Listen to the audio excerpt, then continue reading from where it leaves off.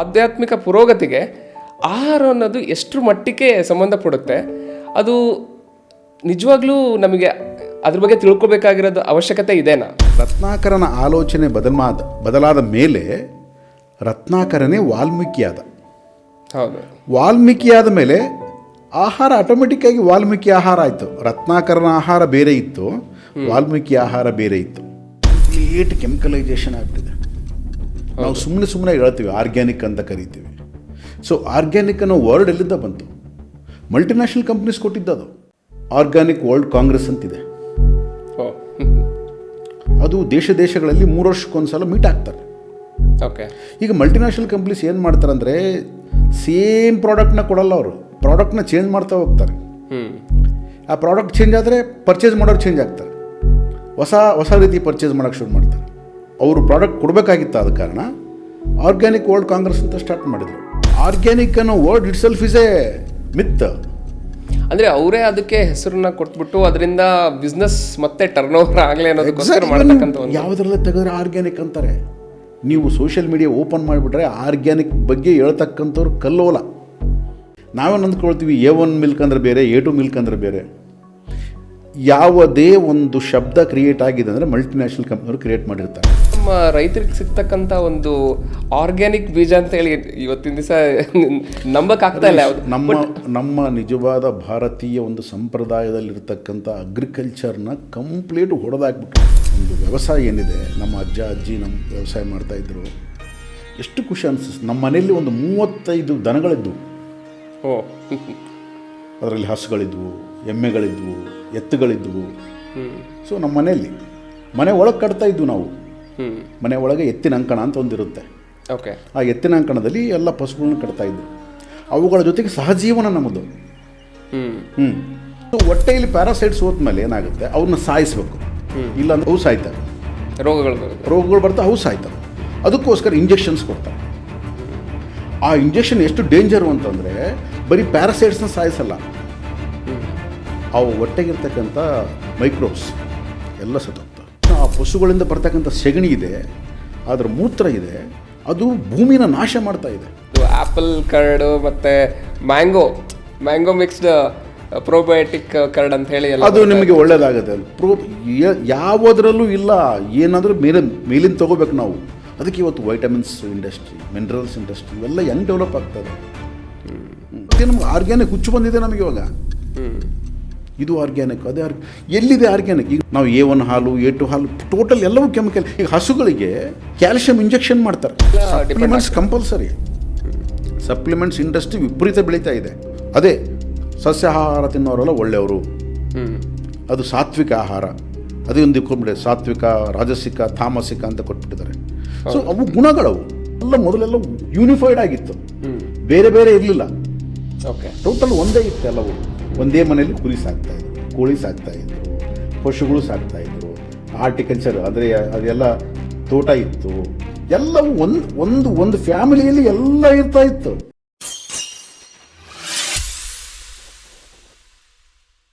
Welcome to KBR musics. ಹೋದ ಸಂಚಿಕೆಯಲ್ಲಿ ನಾವು ತಿನ್ನಲು ಬದುಕಬೇಕೆ ಅನ್ನೋ ಒಂದು ವಿಷಯದ ಬಗ್ಗೆ ಮಾತಾಡ್ತಾ ಇದ್ವಿ. ಸೊ ನಮ್ಮ ಜೊತೆಗೆ Bhimesh Reddy sir KBR podcast ಚಾನಲಲ್ಲಿದ್ದಾರೆ. ವೆಲ್ಕಮ್ ಟು ತಿನ್ನಲು ಬದುಕಬೇಕೆ ಅನ್ನೋ ವಿಷಯದ ಬಗ್ಗೆ ಮಾತಾಡ್ತಾ, ಅದರಲ್ಲಿ ಸರ್ ನೀವು ಹೇಳ್ತಾ ಹೋದ್ರಿ, ನಾವು ಆಹಾರ ಸ್ವೀಕಾರ ಮಾಡೋವಂಥದ್ದು ಮತ್ತು ಮಾಂಸಾಹಾರ ಮತ್ತು ಸಸ್ಯಾಹಾರದ ಬಗ್ಗೆ ಮಾತಾಡ್ತಾ ಹೋದ್ವಿ. ಆಹಾರ ಒಂದು ಆಧ್ಯಾತ್ಮಿಕತೆಯನ್ನು ಬೆಳೆಸ್ಕೊಳ್ಳೋದಕ್ಕೆ ಸಂಬಂಧಪಡೋದಿಲ್ಲ ಅಂತ ಹೇಳಿ ಅಂದ್ರಿ ನೀವು. ಆ್ಯಕ್ಚುಲಿ ಅದು ನಮ್ಮ ಆಧ್ಯಾತ್ಮಿಕತೆ ಬೆಳವಣಿಗೆಗೆ, ಆ್ಯಕ್ಚುಲಿ ಆಧ್ಯಾತ್ಮಿಕ ಪುರೋಗತಿಗೆ ಆಹಾರ ಅನ್ನೋದು ಎಷ್ಟು ಮಟ್ಟಿಗೆ ಸಂಬಂಧಪಡುತ್ತೆ, ಅದು ನಿಜವಾಗ್ಲೂ ನಮಗೆ ಅದ್ರ ಬಗ್ಗೆ ತಿಳ್ಕೊಬೇಕಾಗಿರೋದು ಅವಶ್ಯಕತೆ ಇದೆನಾ? ಸೊ ಅನ್ನೋದ್ರ ಬಗ್ಗೆ ತಿಳಿಸ್ಕೊಡ್ತೀರಾ? ಆ್ಯಕ್ಚುಲಿ ನಾವು ಆಹಾರವನ್ನು ಬದಲು ಮಾಡಬೇಕಾದ ಅವಶ್ಯಕತೆ ಇಲ್ಲ. ಆಲೋಚನೆಗಳನ್ನು ಬದಲು ಮಾಡಬೇಕು. ಓಕೆ. ಸೊ ಆಲೋಚನೆ ಬದಲಾದರೆ ಆಹಾರ ಬದಲಾಗುತ್ತೆ. ಈಗ ರತ್ನಾಕರ ಮೊದಲು ಕಳ್ಳತನ ಮಾಡ್ತಾ ಇದ್ದ, ಕೊಲೆ ಮಾಡ್ತಾ ಇದ್ದ, ಸುಲಿಗೆ ಮಾಡ್ತಾ ಇದ್ದ, ಅವನಿಗೆ ಇಷ್ಟ ಬಂದು ತಿಂತಾ ಇದ್ದ, ಮಾಂಸ ಎಲ್ಲ ತಿಂತಾ ಇದ್ದ. ಸೊ ನಾರದ ಮಹರ್ಷಿಗಳು ಬಂದ ಮೇಲೆ ಅವರ ಆಲೋಚನೆಯನ್ನು ಬದಲು ಮಾಡಿಸಿದರು. ರತ್ನಾಕರನ ಆಲೋಚನೆ ಬದಲಾಯಿತು. ಓಕೆ. ರತ್ನಾಕರನ ಆಲೋಚನೆ ಬದಲಾದ ಮೇಲೆ ರತ್ನಾಕರನೇ ವಾಲ್ಮೀಕಿಯಾದ. ಹೌದು.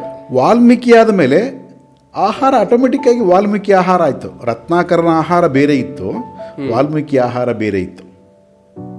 ಸೊ ಆಲೋಚನೆ ಬದಲಾದ ಮೇಲೆ ಆಹಾರ ಬದಲಾಯಿತೇ ಹೊರತು ಆಹಾರ ಬದಲಾಗೋದ್ರಿಂದ ಆಲೋಚನೆ ಬದಲಾಗಲ್ಲ. ಓಕೆ, ನಾವು ಹಿಟ್ಲರ್ನ ಎಕ್ಸಾಂಪಲ್ ನೋಡಿದ್ವಿ. ಹೌದು.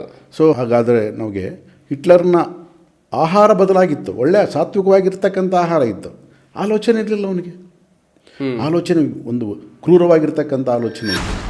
ಅದಕ್ಕೆ ನಾವು ಅಂದರೆ ನಾವಾಗಿ ಬಲವಂತವಾಗಿ ಬದಲಿಸಕ್ಕೆ ಹೋಗ್ತೀವಿ ನಾವು. ಓಕೆ. ಬಲವಂತವಾಗಿ ಮಾತ್ರಕ್ಕೆ ಆಲೋಚನೆ ಬಲವಂತವಾಗಿ ಬದಲಾಗಲ್ಲ. ಸೊ ಆಲೋಚನೆಯನ್ನು ಬದಲಿಸಬೇಕು, ಆಹಾರ ಬದಲಾಗಿಯೇ ಆಗುತ್ತೆ. ಈಗ ಇವತ್ತಿನ ಕಾಲದಲ್ಲಿ ನೋಡಿದ್ರೆ ಕಂಪ್ಲೀಟ್ ಕೆಮಿಕಲೈಜೇಷನ್ ಆಗಿಬಿಟ್ಟಿದೆ. ನಾವು ಸುಮ್ಮನೆ ಹೇಳ್ತೀವಿ ಆರ್ಗ್ಯಾನಿಕ್ ಅಂತ ಕರಿತೀವಿ. ಸೊ ಆರ್ಗ್ಯಾನಿಕ್ ಅನ್ನೋ ವರ್ಡ್ ಎಲ್ಲಿಂದ ಬಂತು? ಮಲ್ಟಿನ್ಯಾಷನಲ್ ಕಂಪ್ನೀಸ್ ಕೊಟ್ಟಿದ್ದದು. ಈಗ ಆರ್ಗ್ಯಾನಿಕ್ ವರ್ಲ್ಡ್ ಕಾಂಗ್ರೆಸ್ ಅಂತಿದೆ. ಅದು ದೇಶಗಳಲ್ಲಿ 3 ವರ್ಷಕ್ಕೊಂದ್ಸಲ ಮೀಟ್ ಆಗ್ತಾರೆ. ಓಕೆ. ಈಗ ಮಲ್ಟಿನ್ಯಾಷನಲ್ ಕಂಪ್ನೀಸ್ ಏನು ಮಾಡ್ತಾರೆ ಅಂದರೆ ಸೇಮ್ ಪ್ರಾಡಕ್ಟ್ನ ಕೊಡಲ್ಲ, ಅವರು ಪ್ರಾಡಕ್ಟ್ನ ಚೇಂಜ್ ಮಾಡ್ತಾ ಹೋಗ್ತಾರೆ. ಆ ಪ್ರಾಡಕ್ಟ್ ಚೇಂಜ್ ಆದರೆ ಪರ್ಚೇಸ್ ಮಾಡೋರು ಚೇಂಜ್ ಆಗ್ತಾರೆ, ಹೊಸ ರೀತಿ ಪರ್ಚೇಸ್ ಮಾಡೋಕ್ಕೆ ಶುರು ಮಾಡ್ತಾರೆ. ಅವರು ಪ್ರಾಡಕ್ಟ್ ಕೊಡಬೇಕಾಗಿತ್ತು, ಆದ ಕಾರಣ ಆರ್ಗ್ಯಾನಿಕ್ ವರ್ಲ್ಡ್ ಕಾಂಗ್ರೆಸ್ ಅಂತ ಸ್ಟಾರ್ಟ್ ಮಾಡಿದರು. 2014 ಜಪಾನಲ್ಲಿ ನಡೀತು, 2017 ನಮ್ಮ ಇಂಡಿಯಾದಲ್ಲಿ ನಡೀತು, ಡೆಲ್ಲಿಯಲ್ಲಿ. 2020 ನಡಿಬೇಕಾಗಿತ್ತು, ಪ್ಯಾಂಡಮಿಕ್ಕಿಂದ ನಡಲಿಲ್ಲ. ಮತ್ತು 2023 ಜರ್ಮನಿಯಲ್ಲಿ ನಡೀತು. ಮಲ್ಟಿನ್ಯಾಷನಲ್ ಕಂಪ್ನೀಸ್ ಅದನ್ನು ಲೀಡ್ ಮಾಡ್ತಿದ್ದಾವೆ. ಆರ್ಗ್ಯಾನಿಕ್ ಅನ್ನೋ word itself is a myth. ಅಂದರೆ ಅವರೇ ಅದಕ್ಕೆ ಹೆಸರನ್ನ ಕೊಟ್ಬಿಟ್ಟು ಅದರಿಂದ ಬಿಸ್ನೆಸ್ ಮತ್ತೆ ಟರ್ನ್ ಓವರ್ ಆಗಲಿ ಅನ್ನೋದಕ್ಕೋಸ್ಕರ ಮಾಡ್ತಕ್ಕಂಥ. ಯಾವುದರಲ್ಲೇ ತೆಗೆದ್ರೆ ಆರ್ಗ್ಯಾನಿಕ್ ಅಂತಾರೆ. ನೀವು ಸೋಷಿಯಲ್ ಮೀಡಿಯಾ ಓಪನ್ ಮಾಡಿಬಿಟ್ರೆ ಆರ್ಗ್ಯಾನಿಕ್ ಬಗ್ಗೆ ಹೇಳ್ತಕ್ಕಂಥವ್ರು ಕಲ್ಲೋಲ. ಮತ್ತು ಅದೇ ಒಂದು 17ಕ್ಕಿಂತ ಮೊದಲು ಅಷ್ಟಿರಲಿಲ್ಲ. ಓಕೆ. ಸೊ ಈ ಆರ್ಗ್ಯಾನಿಕ್ ಅನ್ನೋ ವರ್ಡ್ನ ಮಲ್ಟಿನ್ಯಾಷನಲ್ ಕಂಪ್ನಿಯವ್ರು ತೊಗೊಂಬಂದ್ರು. ಅವ್ರಿಗೆ ಏನು ತರಬೇಕಂದ್ರೆ ತರ್ತಾರೆ, ಏನು ಮಾಡ್ಬೇಕಂದ್ರೆ ಮಾಡ್ತಾರೆ. A1 ಮಿಲ್ಕು, A2 ಮಿಲ್ಕು ಎಲ್ಲ ಅವರೇ ಕ್ರಿಯೇಟ್ ಮಾಡಿರೋದು ಇದೆಲ್ಲ. ನಾವೇನು ಅಂದ್ಕೊಳ್ತೀವಿ A1 ಮಿಲ್ಕ್ ಅಂದರೆ ಬೇರೆ, A2 ಮಿಲ್ಕ್ ಅಂದರೆ ಬೇರೆ. ಯಾವುದೇ ಒಂದು ಶಬ್ದ ಕ್ರಿಯೇಟ್ ಆಗಿದೆ ಅಂದರೆ ಮಲ್ಟಿನ್ಯಾಷನಲ್ ಕಂಪ್ನಿಯವರು ಕ್ರಿಯೇಟ್ ಮಾಡಿರ್ತಾರೆ. ಅದ್ರ ಬಗ್ಗೆ ಮಾತಾಡೋಕ್ಕೆ ಶುರು ಮಾಡಿಸ್ತಾರೆ, ಹೇಳ್ಸೋಕ್ಕೆ ಶುರು ಮಾಡಿಸ್ತಾರೆ. 108 ಫುಡ್ ಕ್ವಾಲಿಟೀಸ್ನ ತರ್ತಾರೆ, 108 ಇದನ್ನು ತರ್ತಾರೆ. ನೀವು ಡೆಲ್ಲಿಯಲ್ಲಿ 2017 ಆರ್ಗ್ಯಾನಿಕ್ ವರ್ಲ್ಡ್ ಕಾಂಗ್ರೆಸ್ಸಲ್ಲಿ ನೋಡಬೇಕಾಗಿತ್ತು, ಸಾವಿರಾರು ವೆರೈಟಿ. ಅಂದರೆ ಇವಾಗ ನಮ್ಮ ರೈತರಿಗೆ ಸಿಗ್ತಕ್ಕಂಥ ಒಂದು ಆರ್ಗ್ಯಾನಿಕ್ ಬೀಜ ಅಂತ ಹೇಳಿ ಇವತ್ತಿನ ದಿವಸ ನಂಬಕ್ಕಾಗ್ತಾ ಇಲ್ಲ. ಯಾವುದು ನಮ್ಮ ನಿಜವಾದ ಭಾರತೀಯ ಒಂದು ಸಂಪ್ರದಾಯದಲ್ಲಿರ್ತಕ್ಕಂಥ ಅಗ್ರಿಕಲ್ಚರ್ನ ಕಂಪ್ಲೀಟ್ ಹೊಡೆದಾಕ್ಬಿಟ್ರು. ಯಾಕಂದರೆ ನಾನು ನನ್ನ ಒಂದು ಬಾಲ್ಯದಲ್ಲಿ ನೋಡಿರ್ತಕ್ಕಂಥ ಒಂದು ವ್ಯವಸಾಯ ಏನಿದೆ, ನಮ್ಮ ಅಜ್ಜ ಅಜ್ಜಿ ನಮ್ಮ ವ್ಯವಸಾಯ ಮಾಡ್ತಾಯಿದ್ರು. ಎಷ್ಟು ಖುಷಿ ಅನಿಸ್ತು. ನಮ್ಮ ಮನೆಯಲ್ಲಿ ಒಂದು 35 ದನಗಳಿದ್ವು. ಅದರಲ್ಲಿ ಹಸುಗಳಿದ್ವು, ಎಮ್ಮೆಗಳಿದ್ವು, ಎತ್ತುಗಳಿದ್ವು. ಸೊ ನಮ್ಮ ಮನೆ ಒಳಗೆ ಕಟ್ತಾ ಇದ್ವು ನಾವು. ಮನೆ ಒಳಗೆ ಎತ್ತಿನ ಅಂಕಣ ಅಂತ ಒಂದಿರುತ್ತೆ. ಓಕೆ. ಆ ಎತ್ತಿನ ಅಂಕಣದಲ್ಲಿ ಎಲ್ಲ ಪಶುಗಳನ್ನ ಕಟ್ತಾ ಇದ್ರು. ಅವುಗಳ ಜೊತೆಗೆ ಸಹಜೀವನ ನಮ್ಮದು. ಸೊ ಮನುಷ್ಯ ಯಾವತ್ತೂ ಕೂಡ ಈ ಕ್ಯಾಟ್ಲ್ ಅದೇ ಈ ಪಶುಗಳೇನಿದಾವಲ್ಲ, ಈಗ ಒಂದು ಹಸು ಎಮ್ಮೆ ಇವೆಲ್ಲಿದಾವಲ್ಲ, ಇದು ನಮ್ಮ ಭೂಮಿಗೆ ಯಾವ ರೀತಿ ಒಂದು ಸಹಜ ಅಂತ ಅನ್ಬೋದು, ಆರ್ಗ್ಯಾನಿಕ್ ಅನ್ನಬಾರ್ದು. ಇದನ್ನು ಸಹಜವಾಗಿರ್ತಕ್ಕಂಥ ಒಂದು ಪ್ರಕೃತಿ ಧರ್ಮವನ್ನು ಯಾವ ರೀತಿ ಮಾಡ್ತವೆ ಅಂತಂದರೆ, ಅದರಿಂದ ಮೂತ್ರ ಬರುತ್ತೆ, ಹೌದು, ಸೆಗಣಿ ಬರುತ್ತೆ, ಹಾಲು ಬರುತ್ತೆ. ಹಾಲನ್ನು ನಾವು ತೊಗೊತೀವಿ, ಮೂತ್ರ ಸೆಗಣಿನ ನಾವು ಮತ್ತೆ ಭೂಮಿಗೆ ಹಾಕ್ತೀವಿ. ಸೊ ಆ ಮೂತ್ರ ಸೆಗಣಿಯಿಂದ ಈ ಮೈಕ್ರೋಬಯೋಟಿಕ್ಸ್ ಎಲ್ಲ ಸ್ಟಾರ್ಟ್ ಆಗ್ತದೆ ಭೂಮಿಯಲ್ಲಿ. ಅದು ತುಂಬ ಔಷಧಿಯಾಗಿ ಕೆಲಸ ಮಾಡುತ್ತೆ. ಇವತ್ತು ನೋಡಿ ನಾವು ಮಾತಾಡ್ತಾ ಇದ್ದೀವಿ ಗಟ್ ಹೆಲ್ತ್ ಅಂತ. ಈಗ ಗಟ್ ಹೆಲ್ತನ್ನು ಸ್ಟಾರ್ಟ್ ಮಾಡಿದವರು ಕೂಡ ಮಲ್ಟಿನ್ಯಾಷನಲ್ ಕಂಪ್ನೀಸೇ. ಇದು 2-3 ವರ್ಷದಿಂದ ಬೆಳಕಿ ಬಂತು ಗಟ್ ಹೆಲ್ತ್ ಅನ್ನೋದು. ಅದಕ್ಕೆ ಗಟ್ ಹೆಲ್ತ್ ಕೋಚ್ ಅಂತ ಕೂಡ ನೀನು ಅವರು ಅಂದುಕೊಂಡಾರ ಅಂದರೆ ಏನು ಬೇಕಾದ್ರೆ ಮಾಡ್ತಾರೆ. ಗಟ್ ಹೆಲ್ತ್ ಅಂತ ಸ್ಟಾರ್ಟ್ ಆಗಿದ್ದು 2-3 ವರ್ಷದಿಂದ ಸ್ಟಾರ್ಟ್ ಆಯಿತು. ಮತ್ತು ಅದಕ್ಕಿಂತ ಮೊದಲು ಗಟ್ಟಿರಲ್ವ ನಮಗೆ. ಸೊ ಅದಕ್ಕೆ ಗಟ್ ಹೆಲ್ತ್ಗೆ ಪ್ರೋಬಯೋಟಿಕ್ಸ್ನ ಕೊಡ್ತಾ ಇದ್ದಾರೆ ಇವಾಗ. ಈ ಪ್ರೋಬಯೋಟಿಕ್ಸ್ ಕಂಪನೀಸ್ ವಿಪರೀತ ಡೆವಲಪ್ ಆಗ್ತದೆ. ಫಾರ್ಮಸ್ಯೂಟಿಕಲ್ಸ್ ಏನಿದಾವಲ್ಲ, ಆ ಫಾರ್ಮಸ್ಯೂಟಿಕಲ್ಸ್ ಡೆವಲಪ್ ಆಗೋದಕ್ಕೆ ಗಟ್ ಹೆಲ್ತ್ ಬಂತು. ಈಗ ನಮಗೆ ಗಟ್ಟಿದೆ ಅಂತ ಅವ್ರು ಹೇಳ್ಬೇಕು ನಮಗೆ. ಕೆಲವು ದಿನ ಆದಮೇಲೆ ನಿಮಗೆ ಬ್ರೈನ್ ಇದೆ ಅಂತ ಹೇಳ್ತಾರೆ. ಬ್ರೈನ್ ಹೆಲ್ತ್ ಅಂತ ಏನೋ ಬರುತ್ತೆ. ಅಂದ್ರೆ ಇಲ್ಲಿ ಫಸ್ಟ್ ಗಟ್ ಹೆಲ್ತ್ನ ಡ್ಯಾಮೇಜ್ ಮಾಡಿಬಿಟ್ಟು ಗಟ್ಟಿದೆ ಅಂತ ಹೇಳ್ಬಿಟ್ಟು ಅದಕ್ಕೊಂದು ಪ್ರೊಸೆಸ್ಡ್ ಫುಡ್ನ ಮಾಡ್ತಾ ಇದ್ದಾರೆ, ಇಲ್ಲಾಂದ್ರೆ ಟ್ರೀಟ್ಮೆಂಟ್ ಕೊಡೋದಕ್ಕೆ. ಗಟ್ ಹೆಲ್ತ್ ಯಾಕೆ ಡ್ಯಾಮೇಜ್ ಆಯ್ತು ಹೇಳಿ? ಇವರು ಹೇಳ್ತಾರೆ ಗಟ್ ಹೆಲ್ತ್ ಆಹಾರ ಅಲ್ಲ. ಗಟ್ ಹೆಲ್ತ್ ಡ್ಯಾಮೇಜ್ ಆಗೋದಕ್ಕೆ ಕ್ಯಾಟ್ಲ್, ಇವತ್ತು ನಮ್ಮ ಪಶು ಸಂಗೋಪನೆ ಏನಿದೆ, ಅನಿಮಲ್ ಹಸ್ಬೆಂಡ್ರಿ ಅಂತ ಏನು ಕರೀತಾರೆ, ಡಿಪಾರ್ಟ್ಮೆಂಟ್ ಇದೆ ಅನಿಮಲ್ ಹಸ್ಬೆಂಡ್ರಿ ಅಂತ, ಕಂಪ್ಲೀಟ್ ನಾಶ ಆಗೋಗಿದೆ. ಏನು ಅಂತಂದರೆ, ಈಗ ನಮ್ಮ ಹಿಂದಿನ ಕಾಲದಲ್ಲಿ ಏನು ಮಾಡ್ತಾ ಇದ್ವಿ, ಬೆಳಿಗ್ಗೆ ಆದ ತಕ್ಷಣ ನಾವು ಇಲ್ಲ ಹಸುಗಳು, ಎಮ್ಮೆಗಳು, ದನಗಳನ್ನೆಲ್ಲ ಕೂಡ ಕರುಳು ಬಿಚ್ಚಿಬಿಟ್ರೆ ಹೊರಗಡೆ ಹೋಗ್ತಾಯಿದ್ವು. ಹೋಗ್ಬಿಟ್ಟು ಎಲ್ಲ ಹೊಲಗಳಲ್ಲಿ ಮೇಯ್ತಾ ಇದ್ವಿ, ಎಲ್ಲ ಮೇಯ್ಸಕ್ಕೆ ಹೋಗ್ತಾಯಿದ್ರು, ಮೇಯ್ತಾ ಇದ್ವು. ಸೊ ಅದು ಪ್ಯೂರ್ ಸೈನ್ಸ್. ಅದು ಅಂದರೆ ಅವುಗಳಿಗೆ ಸೆನ್ಸ್ ಗೊತ್ತಿತ್ತು, ಎಲ್ಲೆಲ್ಲಿ ಮೇಯ್ಬೇಕು, ಯಾವ್ಯಾವುದು ಆಹಾರ ತಿನ್ನಬೇಕು, ಏನೇನು ತೆಗಿಬೇಕು, ಅದು ಮೇಯ್ತಾ ಇದ್ವು. ಓಕೆ, ಇವಾಗ ಏನಾಗ್ತಾ ಇದೆ, ಗ್ರಾಸ್ನ ನಾವು ಬೆಳೆಸ್ತಾ ಇದ್ವಿ, ಅದನ್ನು ಕಟ್ ಮಾಡಿ ತಂದು ಹಾಕ್ತೀವಿ. ಹೌದು. ಓಕೆ, ಆ ಕಟ್ ಮಾಡಿ ಅದು ಸುಮಾರು 8 ದಿನ, ಒಂದು 20 ದಿನ, 25 ದಿನ ಬಿಡ್ತಾರೆ ಹೈಟ್ ಬೆಳೆಯೋದಕ್ಕೆ. ಅದರಲ್ಲಿ ಪ್ಯಾರಾಸೈಟ್ಸ್ ಎಲ್ಲ ಡೆವಲಪ್ ಆಗ್ತದೆ, ಅಂದರೆ ಹುಳುಗಳೆಲ್ಲ ಡೆವಲಪ್ ಆಗ್ತವೆ. ಅದನ್ನು ಕಟ್ ಮಾಡಿ ತಂದು ಹಂಗೆ ಹಾಕ್ತಾರೆ, ಅದನ್ನು ತಿಂತವೆ. ಸೊ ಹೊಟ್ಟೆಯಲ್ಲಿ ಪ್ಯಾರಾಸೈಟ್ಸ್ ಹೋದ್ಮೇಲೆ ಏನಾಗುತ್ತೆ, ಅವನ್ನ ಸಾಯಿಸ್ಬೇಕು, ಇಲ್ಲಾಂದ್ರೆ ಅವು ಸಾಯ್ತವೆ, ರೋಗಗಳು ಬರ್ತವೆ, ಅವು ಸಾಯ್ತವೆ. ಅದಕ್ಕೋಸ್ಕರ ಇಂಜೆಕ್ಷನ್ಸ್ ಕೊಡ್ತಾರೆ. ಆ ಇಂಜೆಕ್ಷನ್ ಎಷ್ಟು ಡೇಂಜರು ಅಂತಂದರೆ, ಬರೀ ಪ್ಯಾರಾಸೈಟ್ಸ್ನ ಸಾಯಿಸಲ್ಲ, ಅವು ಹೊಟ್ಟೆಗಿರ್ತಕ್ಕಂಥ ಮೈಕ್ರೋಬ್ಸ್ ಎಲ್ಲ ಸತ್ತೋಗ್ತವೆ. ಆಮೇಲೆ ಇವತ್ತು ಏನು ಆ ಪಶುಗಳಿಂದ ಬರ್ತಕ್ಕಂಥ ಸೆಗಣಿ ಇದೆ, ಅದರ ಮೂತ್ರ ಇದೆ, ಅದು ಭೂಮಿನ ನಾಶ ಮಾಡ್ತಾ ಇದೆ. ಓಕೆ, ಆ ಭೂಮಿಯಲ್ಲಿ ಎಲ್ಲಿ ಸೆಗಣಿ ಬೀಳುತ್ತೋ, ಎಲ್ಲಿ ಅವರ ಮೂತ್ರ ಬೀಳುತ್ತೋ, ಆ ಒಂದು ಇಂಜೆಕ್ಷನ್ ಕೊಟ್ಟಂಥ ಪಶುಗಳಿಂದ ಬಂದಿರತಕ್ಕಂಥದ್ದು, ಅಲ್ಲಿರ್ತಕ್ಕಂಥ ಮೈಕ್ರೋಬ್ಸ್ ಎಲ್ಲ ಸಾಯ್ತಾ ಇದೆ. ಅಂದರೆ ಮುಂಚೆ ಏನು ಸಗಣಿ ಮತ್ತೆ ಮೂತ್ರ ನೆಲಕ್ಕೆ ಫಲವತ್ತತೆ ಅಂತಿದ್ವಿ, ಅದು ಇವಾಗ ನಾಶದ ಕಡೆ ಹೋಗ್ತಾ ಇದೆ. ಆಮೇಲೆ ಅಂಥ ಒಂದು ಬೆಳೆಯನ್ನು, ಅಂದರೆ ವಿತೌಟ್ ಮೈಕ್ರೋಬ್ಸ್ ಇರ್ತಕ್ಕಂಥ ಬೆಳೆ ಬರ್ತಕ್ಕಂಥ ಇದನ್ನು ನಾವು ತಗೊಂಡಾಗ ನಮ್ಮ ಗಟ್ ಹೆಲ್ತ್ ಇಲ್ಲಿಂದ ಬರುತ್ತೆ. ಮೈಕ್ರೋಬ್ಸು ಇವತ್ತು ನಾವು ಅದಕ್ಕೂ ಯಾಕೆ ತೊಗೊತಾ ಇದ್ವಿ ಹೊರಗಿಂದ ಟ್ಯಾಬ್ಲೆಟ್ಸು ಅಂತಂದರೆ ಅದಕ್ಕೆ ತೊಗೊತಾ ಇದ್ವಿ. ಇವತ್ತು ಏನು ಮಾಡ್ತಾರೆ, ಮೊಸರು ತಿನ್ನಿ, ಅದರಲ್ಲಿ ಒಳ್ಳೆ ಮತ್ತು ಫ್ಲೇವರ್ಡ್ ಮೊಸರು ಬರ್ತಾ ಇದೆ, ಅದು ಆ್ಯಪಲ್ ಕರ್ಡ್ ಮತ್ತು ಮ್ಯಾಂಗೋ ಮಿಕ್ಸ್ಡ್ ಪ್ರೋಬಯೋಟಿಕ್ ಕರ್ಡ್ ಅಂತ ಹೇಳಿ ಅದು ನಿಮಗೆ ಒಳ್ಳೆಯದಾಗುತ್ತೆ. ಅದು ಯಾವುದರಲ್ಲೂ ಇಲ್ಲ, ಏನಾದರೂ ಮೇಲಿಂದ ತೊಗೋಬೇಕು ನಾವು. ಅದಕ್ಕೆ ಇವತ್ತು ವೈಟಮಿನ್ಸ್ ಇಂಡಸ್ಟ್ರಿ, ಮಿನರಲ್ಸ್ ಇಂಡಸ್ಟ್ರಿ ಇವೆಲ್ಲ ಹೆಂಗೆ ಡೆವಲಪ್ ಆಗ್ತಾ ಇದ್ದಾವೆ. ಇವೆಲ್ಲ ಯಾಕೆಂದರೆ ನಮ್ಮ ಈ ಆಹಾರದಲ್ಲಿ ಏನೂ ಇಲ್ಲ, ನ್ಯಾಚುರಲಿಟಿನ ಕಳ್ಕೊಂಬಿಟ್ಟಿದೆ, ಎಲ್ಲ ಹೋಗಿದೆ. ಆರ್ಗ್ಯಾನಿಕ್ ಅಂದರೆ ಸಾವಯವ ನಮಗೆ ಬೇಕಾಗಿಲ್ಲ, ನಮಗೆ ಸಹಜವಾಗಿರ್ತಕ್ಕಂಥ ಫುಡ್ ಬೇಕು. So organic it self is A chemical word. ಅದು ಸೊ ನಾವು ಎಲ್ಲಿ ಆರ್ಗ್ಯಾನಿಕ್ ನಮ್ಮ ದೇಹಕ್ಕೆ ಸಹಕಾರಿ ಆಗುತ್ತೆ ಅಂತ ಅನ್ಕೊಂಡಿದ್ವು, ಅದು ಕೆಮಿಕಲ್ ಆಗಿ ಮಾರ್ಪಟ್ಟಿದೆ. ಆರ್ಗ್ಯಾನಿಕ್ ವರ್ಡ್ ಕೊಟ್ಟಿರೋದೇ ಮಲ್ಟಿನ್ಯಾಷನಲ್ ಕಂಪನೀಸ್ ತಂದಿರೋದು. ಅದು ಮಲ್ಟಿನ್ಯಾಷನಲ್ ಕಂಪನೀಸಿಂದ ಬಂದಿರತಕ್ಕಂಥದ್ದು. ನೀವು ನೋಡಬೇಕಾಗಿತ್ತು, ಡೆಲ್ಲಿಯಲ್ಲಿ 2017 ಏನು ಆರ್ಗ್ಯಾನಿಕ್ ವರ್ಲ್ಡ್ ಕಾಂಗ್ರೆಸ್ ಆಯ್ತಲ್ಲ, ಸಾವಿರಾರು ಕಂಪನಿಗಳು, 100 ದೇಶಗಳಿಂದ ಅಂದರೆ ಆರ್ಗ್ಯಾನಿಕ್ನ ಬೆಳೆಸ್ತದೆ. ಇವತ್ತೇ ನಮ್ಗೆ ಆರ್ಗ್ಯಾನಿಕ್ ಹುಚ್ಚು ಬಂದಿದೆ ನಮಗೆ ಇವಾಗ. ಇದು ಆರ್ಗ್ಯಾನಿಕ್, ಅದೇ ಎಲ್ಲಿದೆ ಆರ್ಗ್ಯಾನಿಕ್? ಈಗ ನೋಡಿ, ಬೇಕು ಚೆಕ್ ಮಾಡಿ. ಒಂದು ಸಿಂಪಲ್ ಎಕ್ಸಾಂಪಲ್ ಹೇಳಿ ಮುಂದಕ್ಕೆ ಹೋಗ್ತೀನಿ ನಾನು. ನಿಮಗೆ ತರಕಾರಿ ಮಾರ್ಕೆಟಲ್ಲಿ ಹೋದಾಗ ಮೊದಲು ತರಕಾರಿ ತೊಗೋಬೇಕಾದ್ರೆ ಜಸ್ಟ್ ಒಂದು ತರಕಾರಿ, ಒಂದು ಬೆಂಡೆಕಾಯಿ ಇದು ಮಾಡ್ತಾರೆ. ಬೆಂಡೆಕಾಯಿ ಹೆಂಗೆ ತೊಗೊಂತೀರಿ ಹೇಳಿ ನೀವು? ತೊಗೊಳ್ಬೇಕಾದ್ರೆ ಅದೇ ಚೂಟಲ್ಲ, ಹಿಂಗೆ ಅದು ಕಟ್ಟಾದರೆ ಒಳ್ಳೇದು ಎಳೆದು ಅಂತ, ಇಲ್ಲ ಅಂತಂದರೆ ಅದು ಮುದುರೋಗಿದೆ ಅಂತ, ಅಂದರೆ ಅದು ತಿನ್ನಕ್ಕೆ ಚೆನ್ನಾಗಿರಲ್ಲ ಅಂತ. ಹೌದಾ? ಹೆಂಗಿತ್ತು. ಇವಾಗ ನೀವು ಹೋಗಿ ಯಾವುದೇ ಒಂದು ಬೆಂಡೆಕಾಯಿ ಕಟ್ಟಾಗೋದಲ್ಲ. ಯಾಕೆಂದರೆ ಬೆಂಡೆಕಾಯಿನ ಕೀಳೋಂಥ ಟೈಮಲ್ಲಿ ಒಂದು ಕೆಮಿಕಲ್ ಹೊಡಿತಾರೆ. ಹೊಡೆದು ಅದನ್ನು ಕೀಳಿದರೆ ಬೆಂಡೆಕಾಯಿ ಬೆಂಡಾಗುತ್ತೆ ಆರಾಮಾಗಿ, ಫ್ರೆಶ್ ಆಗಿರುತ್ತೆ ಅದು. ಅದು ಎಷ್ಟು ಡೇಂಜರ್ ಗೊತ್ತಾ ವಿಷಯ, ಅದರ ಹೆಸರು ನನಗೇನು ಬರ್ತಾಯಿಲ್ಲ, ತುಂಬ ಡೇಂಜರ್ ಅದು. ಅಂದರೆ ನಾನು ನಾಟ್ ಓನ್ಲಿ ಬೆಂಡೆಕಾಯಿ, ನೀವು ಯಾವುದೇ ತರಕಾರಿಗೆ ಕೀಳೋದಕ್ಕಿಂತ ಮುಂಚೆ ಹೊಡೆದ್ರೆ ಅದು 4-5 ಡೇಸ್ ಫ್ರೆಶ್ ಆಗಿರುತ್ತೆ. ಅಂದರೆ ಇಲ್ಲಿ ಪ್ರಿಸರ್ವೇಟಿವ್ಸ್ನ ಅಲ್ಲಿ ಯೂಸ್ ಜಸ್ಟ್ ಪ್ರಿಸರ್ವೇಟಿವ್ಸ್ ಇದ್ದಂಗೆ, ಪ್ರಿಸರ್ವೇಟಿವ್ಸ್ಗಿಂತಲೂ ಮೋರ್ ಹಾರ್ಮ್ಫುಲ್ ಕೆಮಿಕಲ್ ಅದು, ಡೇಂಜರಸ್ ಕೆಮಿಕಲ್ ಅದು. ನಾವು ತರಕಾರಿ ಒಳ್ಳೆದು ಅಂತ ತಿಂತೀವಿ ನಾವು, ಎಲ್ಲಿದೆ? ಆಮೇಲೆ ಇವತ್ತು ಆ್ಯಪಲ್ಸ್ ತೊಗೊತೀರ ನೀವು? Okay, apples ತೊಗೊಂತಾರೆ. ಆ್ಯಪಲ್ ನಮ್ಮ ಬರೀ ಕೇವಲ ಕಾಶ್ಮೀರದಿಂದ ಬರಲ್ಲ, ಬೇರೆ ಬೇರೆ ಕಂಟ್ರೀಸಿಂದ ಬರುತ್ತೆ. ಹೌದು. ಸೊ ಬೇರೆ ಬೇರೆ ಕಂಟ್ರೀಸಿಂದ ಬರಬೇಕು ಅಂತಂದರೆ, ಇಂಪೋರ್ಟ್ ಆಗಬೇಕು ಅಂದರೆ ಅಲ್ಲಿ ಶಿಪ್ಪಿಂದ ಬರಬೇಕಂದ್ರೆ minimum 15 days 20 days 1 month travel ಮಾಡುತ್ತೆ ಅದು. ಆಮೇಲೆ 1 ಮಂತ್ ಟ್ರಾವೆಲ್ ಮಾಡಿರ್ತಕ್ಕಂಥ ಇದು ಇಲ್ಲಿ ಬಂದ ಮೇಲೆ ನಮ್ಮ ಹತ್ರ ಬರೋದಕ್ಕೆ ಮತ್ತೊಂದು ವಾರ ಬೇಕಾಗುತ್ತೆ. ಮತ್ತು ಇಷ್ಟು ದಿನ ಫ್ರೆಶ್ ಆಗಿ ಹೆಂಗಿರೋಕ್ಕೆ ಸಾಧ್ಯ ಆಗುತ್ತೆ? How it possible? ಅದಕ್ಕೂ ಕೆಮಿಕಲ್ ಹೊಡಿತಾರೆ. ಸೊ ನೀವು ಮಾರ್ಕೆಟಲ್ಲಿ ಏನೇ ತೊಗೊಳ್ಳಿ, ಇವತ್ತು ಎಲ್ಲವೂ ಕೆಮಿಕಲ್ಮಯ. ನಾವು A1 ಹಾಲು, A2 ಹಾಲು, ಟೋಟಲ್ ಎಲ್ಲವೂ ಕೆಮಿಕಲ್. ಈಗ ಹಸುಗಳಿಗೆ ಕ್ಯಾಲ್ಶಿಯಂ ಇಂಜೆಕ್ಷನ್ ಮಾಡ್ತಾರೆ. ಓಕೆ.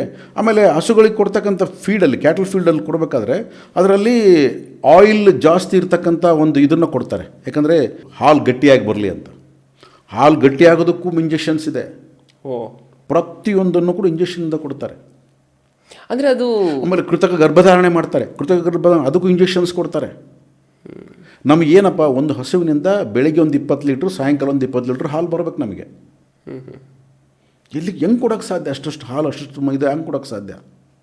ಅಂದರೆ ಇವತ್ತು ಆಹಾರ ಅನ್ನೋದು ಎಷ್ಟು ಮಟ್ಟಿಗೆ ಅದು ಹಾಳಾಗಿದೆ ಅಂತ ನೋಡಿದರೆ, ನಾವು ಈ ಆಹಾರದಿಂದ ನಾವು ಸ್ಪಿರಿಚುಯಾಲಿಟಿನ ಎಕ್ಸ್ಪೆಕ್ಟ್ ಮಾಡೋಕ್ಕೆ ಸಾಧ್ಯನಾ ಅಂತ ಹೇಳ್ತಾ ಇರೋದು ನಾನು.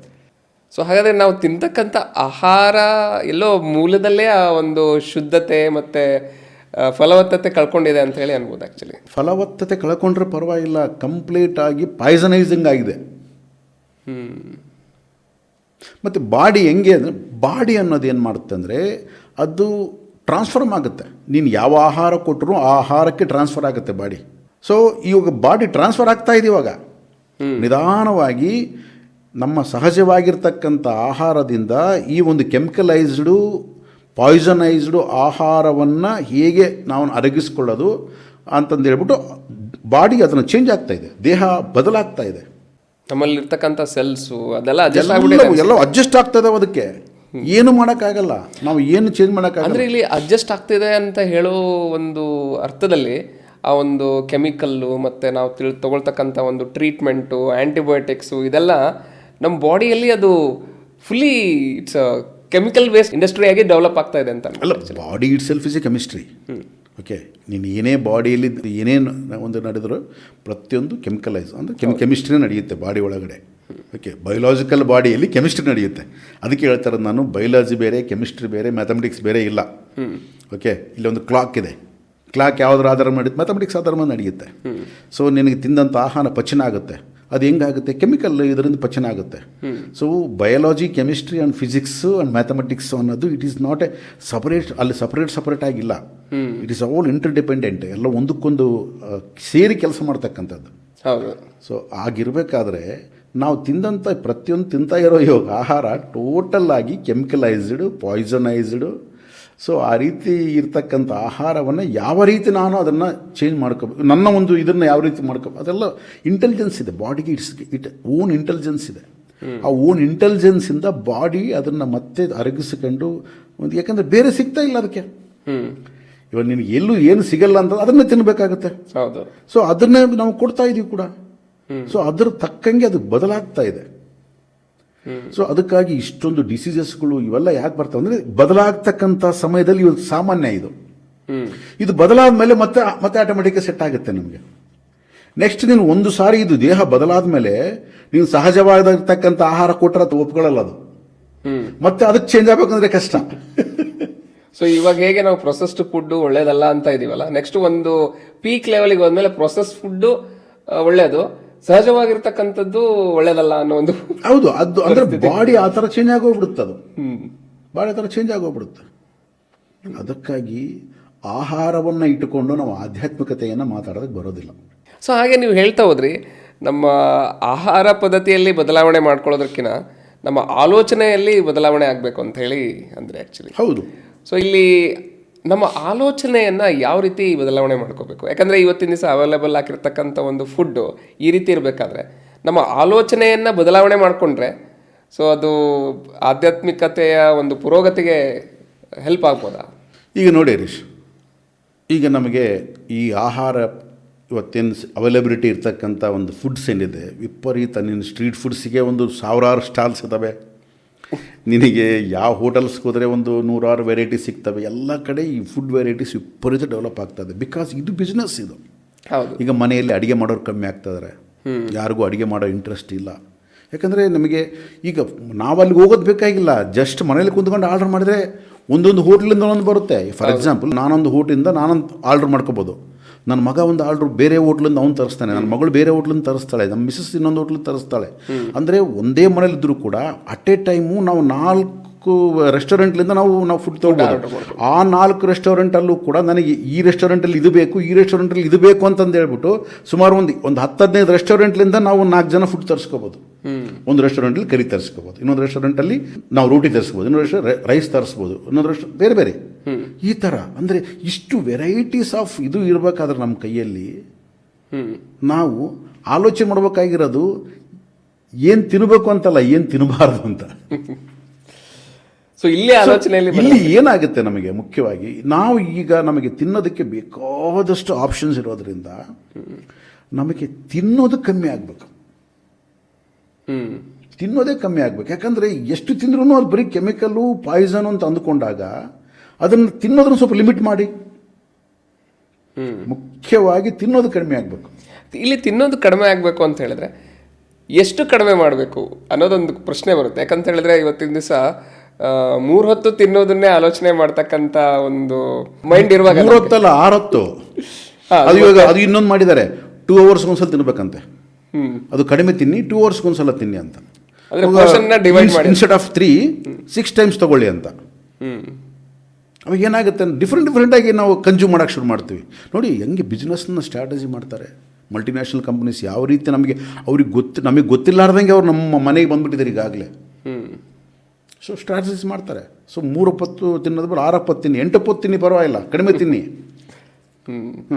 ಈ ಥರ ಮಾಡ್ತಾ ಇದ್ದಾರೆ. ಅದಕ್ಕೆ ನಮ್ಮವ್ರು ಹೇಳ್ತಾರೆ, ಅದು 1 ಹೊತ್ತು ತಿಂದವನು ಯೋಗಿ, 2 ಹೊತ್ತು ತಿಂದವನು ಭೋಗಿ, 3 ಹೊತ್ತು ತಿಂದವನು ಹೊತ್ಕೊಂಡು ಹೋಗಿ ಅಂತೇನು ಹೇಳ್ತಾಯಿರಲ್ಲ.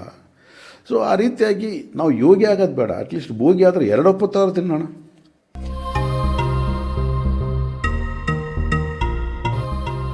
ಪ್ರತಿ ಭಾನುವಾರ ಬೆಳಿಗ್ಗೆ 7ರಿಂದ 8:30ವರೆಗೂ ನಾವು ಝೂಮ್ ವೆಬಿನಾರ್ನ ಕಂಡಕ್ಟ್ ಮಾಡಬೇಕು ಅಂತ ಹೇಳಿ ಅಂದ್ಕೊಂಡಿದ್ದೀವಿ. ಆ ಝೂಮ್ ವೆಬಿನಾರ್ನಲ್ಲಿ ನೇರವಾಗಿ ನೀವು ಭೀಮೇಶ್ ರೆಡ್ಡಿ ಸರ್ನ ಭೇಟಿಯಾಗಿ ನಿಮ್ಮ ಒಂದು ಡೌಟ್ಸ್ಗಳನ್ನು ಕ್ಲಾರಿಟಿ ಮಾಡ್ಕೋಬೋದು. ಯೂಟ್ಯೂಬ್ ಡಿಸ್ಕ್ರಿಪ್ಷನ್ ಒಳಗಡೆ ನೀವು ಹೋಗಿ ಚೆಕ್ ಮಾಡಿದಾಗ ಅಲ್ಲಿ ಝೂಮ್ ವೆಬಿನಾರ್ನ ರಿಜಿಸ್ಟ್ರೇಷನ್ ಫಾರ್ಮ್ ಲಿಂಕ್ ಇರುತ್ತೆ. ಅದನ್ನು ಓಪನ್ ಮಾಡಿಬಿಟ್ಟು ನಿಮ್ಮ ಡೀಟೇಲ್ಸ್ನ ಫಿಲ್ಅಪ್ ಮಾಡಿದರೆ ನಮ್ಮ ಬ್ಯಾಕ್ ಎಂಡ್ ಟೀಮಿಂದ ನಿಮಗೆ ಒಂದು ಝೂಮ್ ವೆಬಿನಾರ್ ಲಿಂಕ್ನ ಕಳಿಸ್ಕೊಡ್ತೀವಿ. ಸೊ ಹಾಗೆ ಕಮೆಂಟ್ ಸೆಕ್ಷನಲ್ಲೂ ಕೂಡ ಝೂಮ್ ವೆಬಿನಾರ್ ರಿಜಿಸ್ಟ್ರೇಷನ್ ಲಿಂಕ್ ಕೂಡ ದೊರೆಯುತ್ತೆ. 2026ರಿಂದ ನೀವು ನೇರವಾಗಿ ಭೀಮೇಶ್ ರೆಡ್ಡಿ ಸರ್ ಜೊತೆಗೆ ಪ್ರತಿ ಭಾನುವಾರ ಬೆಳಿಗ್ಗೆ 7ರಿಂದ 8:30ವರೆಗೂ ಅವರೊಂದಿಗೆ ನೀವು ಚರ್ಚೆ ಮಾಡಿ. ಅಂದರೆ ಇಲ್ಲಿ ಒಂದು ವಿಚಾರ ಬರುತ್ತೆ ಸರ್, ಇವತ್ತಿನ ದಿವಸ ನಾವು ನೋಡ್ತಾ ಹೋದರೆ ನ್ಯೂಟ್ರಿಷನಿಸ್ಟ್ ಅನ್ನೋ ಒಂದು ಹೆಸರಲ್ಲಿ ಎಷ್ಟೋ ಜನ ಎಕ್ಸ್ಪರ್ಟ್ಸ್ ಆ್ಯಕ್ಚುಲಿ ನ್ಯೂಟ್ರಿಷನಿಸ್ಟು ಬರ್ತಾ ಇದ್ದಾರೆ. ಅದರಲ್ಲಿ ಪ್ರಾಮಾಣಿಕವಾಗಿರ್ತಕ್ಕಂಥವ್ರು ಕೆಲವೊಬ್ರು ಇದ್ದಾರೆ, ನಾವು ಬಿಸ್ನೆಸ್ ಮಾಡಬೇಕು ಅಂತ ಹೇಳಿ ಕೆಲವೊಂದು ಅರ್ಧಂಬರ್ಧ ತಿಳಿಸ್ತಕ್ಕಂಥವ್ರು ತುಂಬ ಜನ ಇದ್ದಾರೆ ಆ್ಯಕ್ಚುಲಿ. ಸೊ ಹಾಗಾದರೆ ಒಂದು ನ್ಯೂಟ್ರಿಷನ್ನಿಗೆ ಒಂದು ವ್ಯಾಲ್ಯೂ ಅನ್ನೋದು ಯಾವ ಥರ ಇದೆ ಆ್ಯಕ್ಚುಲಿ ಇವತ್ತಿನ ದಿವಸ? ಈಗ ಬಾಡಿಗೆ ನ್ಯೂಟ್ರಿಷನ್ ಕಂಪಲ್ಸರಿ ಬೇಕು. ಯಾಕಂದರೆ ನಮ್ಮ ಬಾಡಿ ಡಿಪೆಂಡ್ ಆಗೋದು ನ್ಯೂಟ್ರಿಷನ್ ಮೇಲೆ ಡಿಪೆಂಡ್ ಆಗುತ್ತೆ. ನೀನೇನು ಆಹಾರ ತಿಂತೀಯ ಅದರ ಆಹಾರ ಅನ್ನೋದು ನ್ಯೂಟ್ರಿಷನ್. ಹೌದು. ಓಕೆ, ಈಗ ಹಾಲಲ್ಲಿ ಏನಿರುತ್ತೆ, ಫ್ಯಾಟ್ಸ್ ಇರುತ್ತೆ, ಆಮೇಲೆ ಕ್ಯಾಲ್ಶಿಯಮ್ ಇರುತ್ತೆ.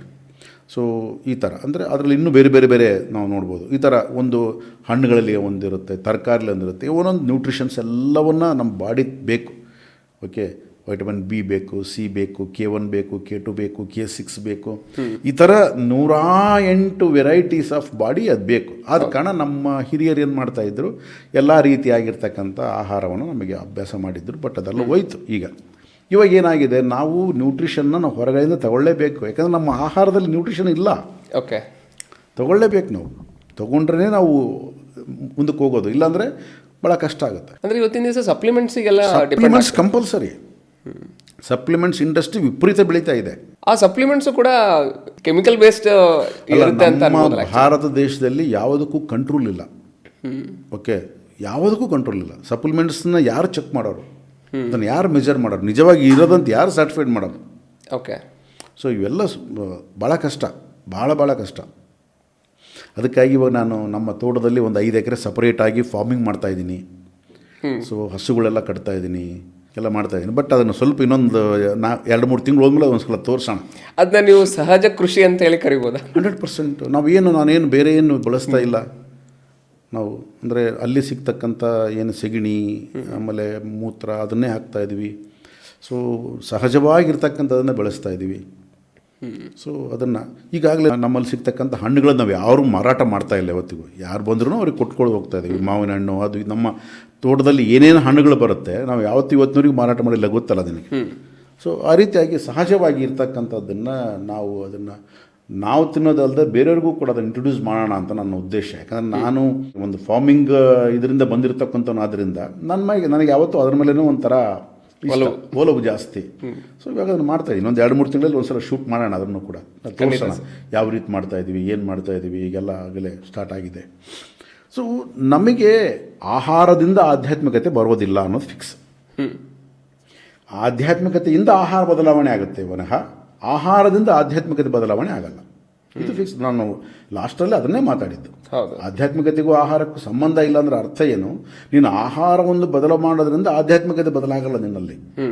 ಮೊದಲು ನಿನ್ನಲ್ಲಿ ಆಧ್ಯಾತ್ಮಿಕತೆ ಪ್ರವೇಶ ಆಗಬೇಕು, ಆಲೋಚನೆ ಬದಲು ಮಾಡಬೇಕು. ಆಲೋಚನೆಯಿಂದ ನೀವು ಆಹಾರವನ್ನು ಬದಲು ಮಾಡಿಕೊಂಡಾಗ ಅದು combination of food and spirituality mix ಆಗಿಬಿಟ್ಟು ನಿನಗೆ ಒಳ್ಳೆ ರಿಸಲ್ಟ್ ಸಿಗುತ್ತೆ.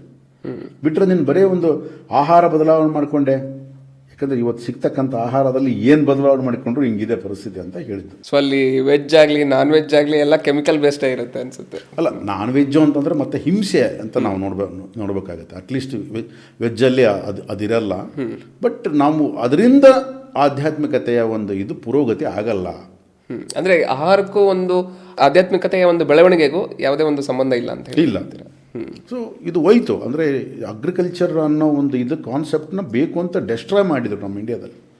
ಯಾಕಂದರೆ ನೋಡಿ, ಇಂಡಿಪೆಂಡೆನ್ಸ್ ಬಂದಾಗ ನಮಗೆ ಇವತ್ತು ಜನಸಂಖ್ಯೆ ಎಷ್ಟಿದೆ? 150 ಕೋಟಿಗೂ ಅಧಿಕವಾಗಿ ಕ್ಯಾಟಲ್ ಫೀಲ್ಡ್ ಅಂದರೆ ಈ ಪಶುಗಳಿದ್ವು. ಒಂದು 35-40 ಕೋಟಿ ಮನುಷ್ಯರಿದ್ವಿ. ಇವಾಗ ಏನಾಗಿದೆ, 150 ಕೋಟಿ ಮನುಷ್ಯರಿದ್ದೀವಿ, ಒಂದು 25-35-40 ಕೋಟಿ ಪಶುಗಳಿದ್ದಾವೆ. ಎಷ್ಟು ಏರುಪೇರು ಆಗೋಗ್ಬಿಡ್ತು ಇವಾಗ. ಯಾಕಂದರೆ ಪಶುಗಳಿಂದನೇ ನಮಗೆ ಆ್ಯಕ್ಚುಲಿ ನಮ್ಮ ಹಿರಿಯರು ಮಾಡಿರ್ತಕ್ಕಂಥ ಸಿಸ್ಟಮ್ ಇದೆ ಅಲ್ಲ, ದ ಬ್ಯೂಟಿಫುಲ್ ಸಿಸ್ಟಮ್. ಇನ್ನೊಂದ್ಸಲ ಯಾವುದಾದ್ರು ಮಾತಾಡೋಣ ಅದ್ರ ಬಗ್ಗೆ.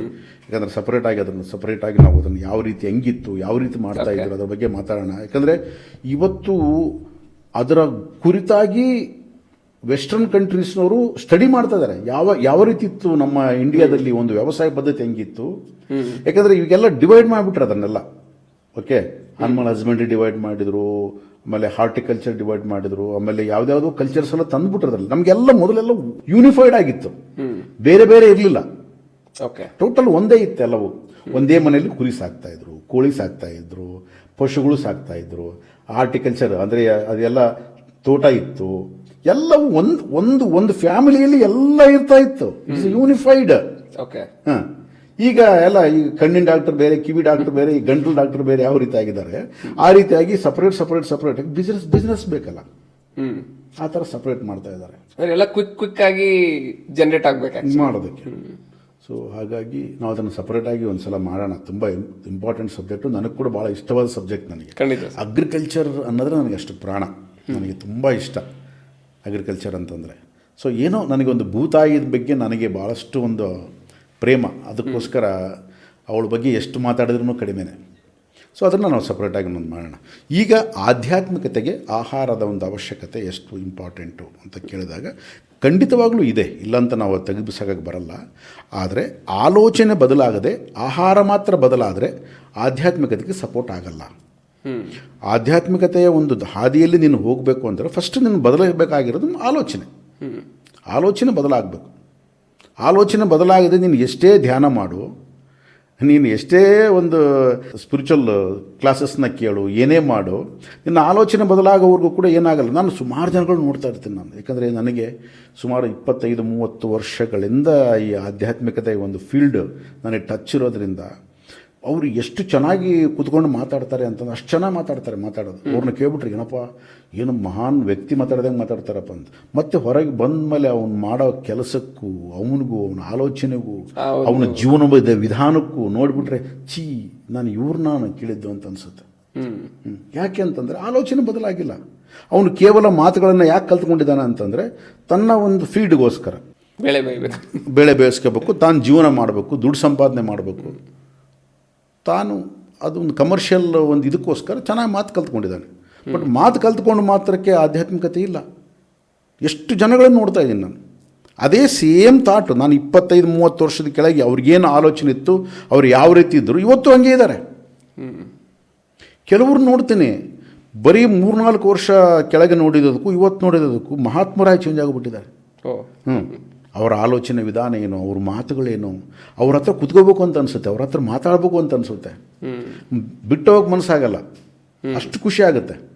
ಸೊ ಅಂದ್ರೇನು, ಅವರ ಆಲೋಚನೆ ಎಷ್ಟು ಬೇಗ ಬದಲಾಯಿತು. ಅವ್ರ ಆಲೋಚನೆ ಬದಲು ಮಾಡ್ಕೊಂಡ್ರೆ ನನಗೆ ಆಹಾರ ಬದಲು ಮಾಡ್ಕೊಳ್ಳಲ್ಲ ಮೊದಲು. ಇವರೆಲ್ಲ ಬದಲು ಮಾಡ್ಕೊಂಡ್ರು, ವೇಷ ಬದಲು ಮಾಡ್ಕೊಂಡ್ರು, ಆಹಾರ ಬಗ್ಗೆ ಹೇಳಿದರು, ಎಲ್ಲ ಬಗ್ಗೆ ಹೇಳಿದರು. ಬಟ್ ಅವ್ರು ಹಂಗೆ ಇದ್ದಾರೆ ಇವತ್ತಿಗೂ ಕೂಡ. ಹೌದು. ಅದಕ್ಕಾಗಿ ಆಲೋಚನೆ ಬದಲು ಮಾಡ್ಕೊಳ್ಳೋದು ಭಾರಿ ಇಂಪಾರ್ಟೆಂಟ್. ನೀವು ಇಲ್ಲಿ ಆಲೋಚನೆನ ಬದಲು ಮಾಡ್ಕೋಬೇಕು ಅಂತ ಹೇಳಿದ್ರೆ ಆ್ಯಕ್ಚುಲಿ ಆಲೋಚನೆ ಬದಲು ಮಾಡ್ಕೋಬೇಕು ಅಂತ ಅಂದ್ಕೊಂಡವರಿಗೆ ಅಲ್ಲಿ ಮೊದಲು ಮಾಡಬೇಕಾಗಿರ್ತಕ್ಕಂಥದ್ದು ಏನು ಅನ್ನೋದು ಒಂದು. ಈಗ ಆಲೋಚನೆ ಅಂದರೆ ಏನು? ಆಲೋಚನೆಗಳು ಎಲ್ಲಿ ಹುಟ್ಟುತ್ತವೆ? ಆಲೋಚನೆಗಳ ಒಂದು ಕೇಂದ್ರ ಬಿಂದು ಯಾವುದು? ಮನಸ್ಸು. ಹೌದು. ಓಕೆ, ಆಲೋಚನೆಗಳ ಸಮೂಹವೇ ಮನಸ್ಸು. ಮನಸ್ಸು ಅನ್ನೋದಕ್ಕೆ ಸಪರೇಟಾಗಿ ಡೆಫಿನೇಷನ್ ಇಲ್ಲ. ಮೈಂಡ್ ಅಂದರೆ ಏನು? What is the definition of mind? ಇಲ್ಲ, there is no definition. So unified of your thoughts is a mind.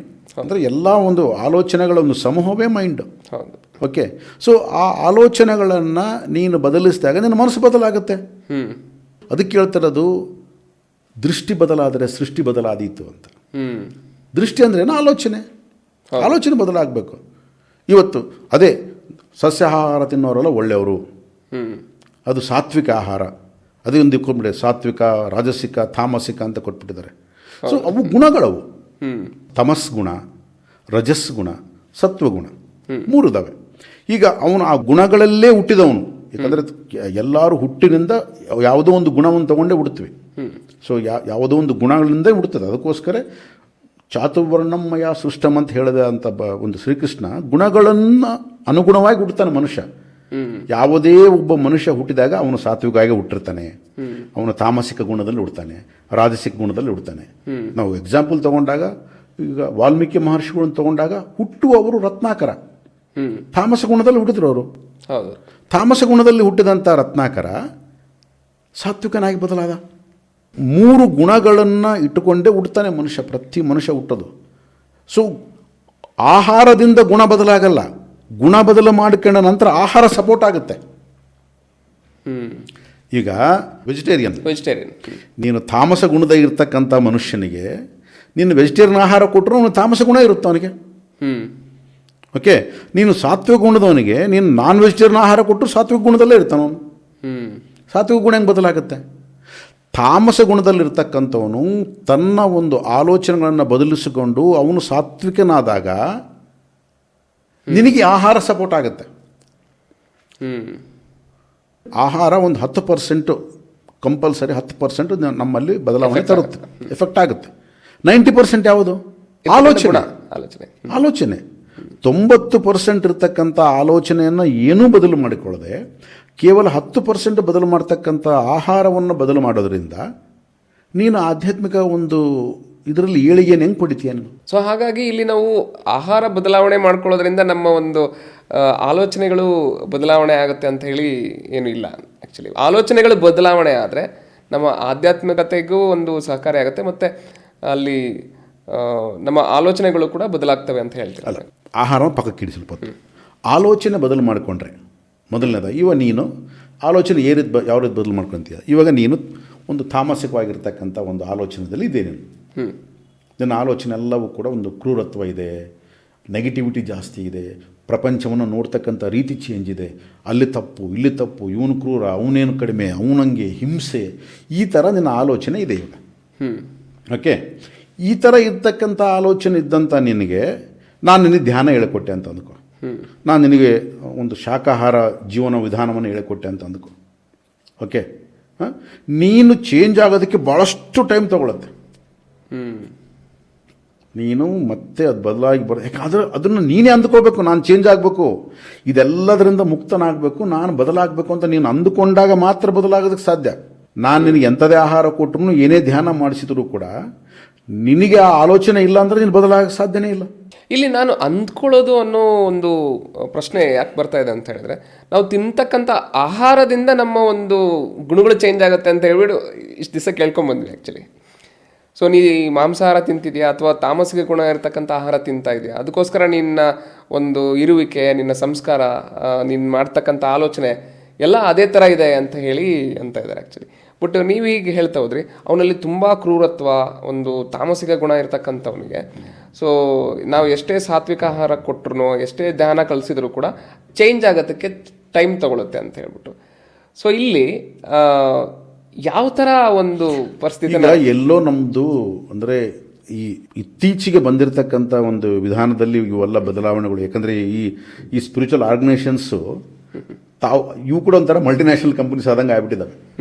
So ಅವರವ್ರ ಬ್ರ್ಯಾಂಡ್ಸ್ನ ಡೆವಲಪ್ ಮಾಡ್ಕೊಳ್ಳೋದಕ್ಕೋಸ್ಕರ ಈ ಥರ ಒಂದು ಆಹಾರ, ಒಂದು ವೇಷ ಭೂಷಣ ಇವೆಲ್ಲ ತಂದು ಇಟ್ಕೊಂಡು ಇದಿದ್ದರೆ ಮಾತ್ರ ಸ್ಪಿರಿಚುವಾಲಿಟಿ ಅಂತಂದು ಹೇಳ್ಬಿಟ್ಟು ಒಂದು ಇದರಲ್ಲಿ ಫಿಟ್ ಮಾಡ್ತಾ ಇದ್ದಾರೆ. ಓಕೆ, ನಮ್ಮ ಹಿಂದಿನ ಇದರಲ್ಲಿ ಆ ಥರ ಯಾವುದೂ ಇಲ್ಲ.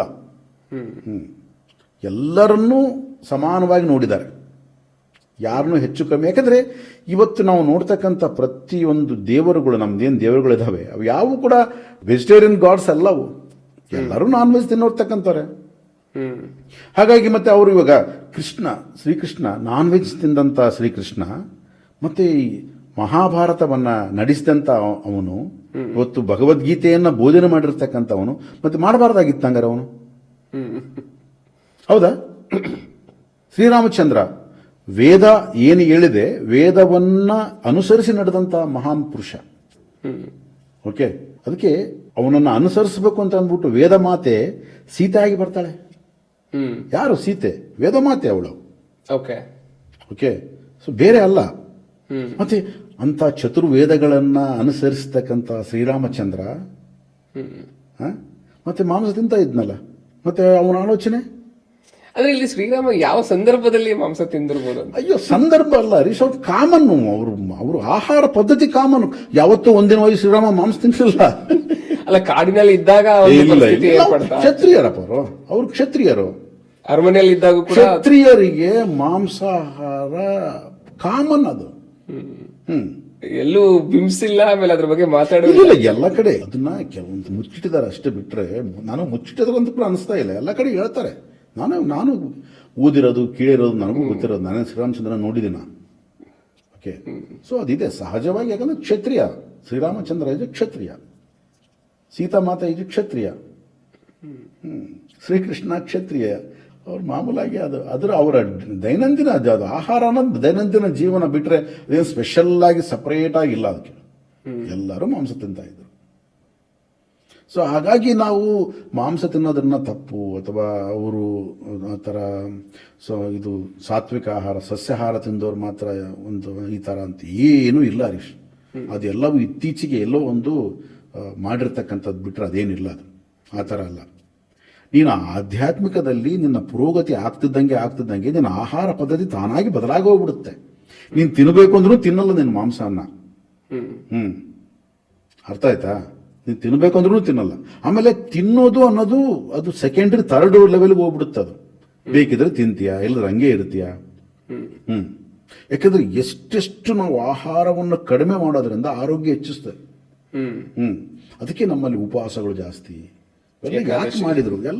ಎಲ್ಲವೂ ಕೂಡ ಆಧ್ಯಾತ್ಮಿಕೆಗೆ ನಮ್ಗೆ ಅಡ್ಜಸ್ಟ್ ಆಗಿ ಹೋಗೋದಕ್ಕೆ, ಅದರ ಪುರೋಗತಿಗೆ ಹೋಗೋದಕ್ಕೆ ನಮ್ಮ ಆಹಾರ ಪದ್ಧತಿ ಕೂಡ.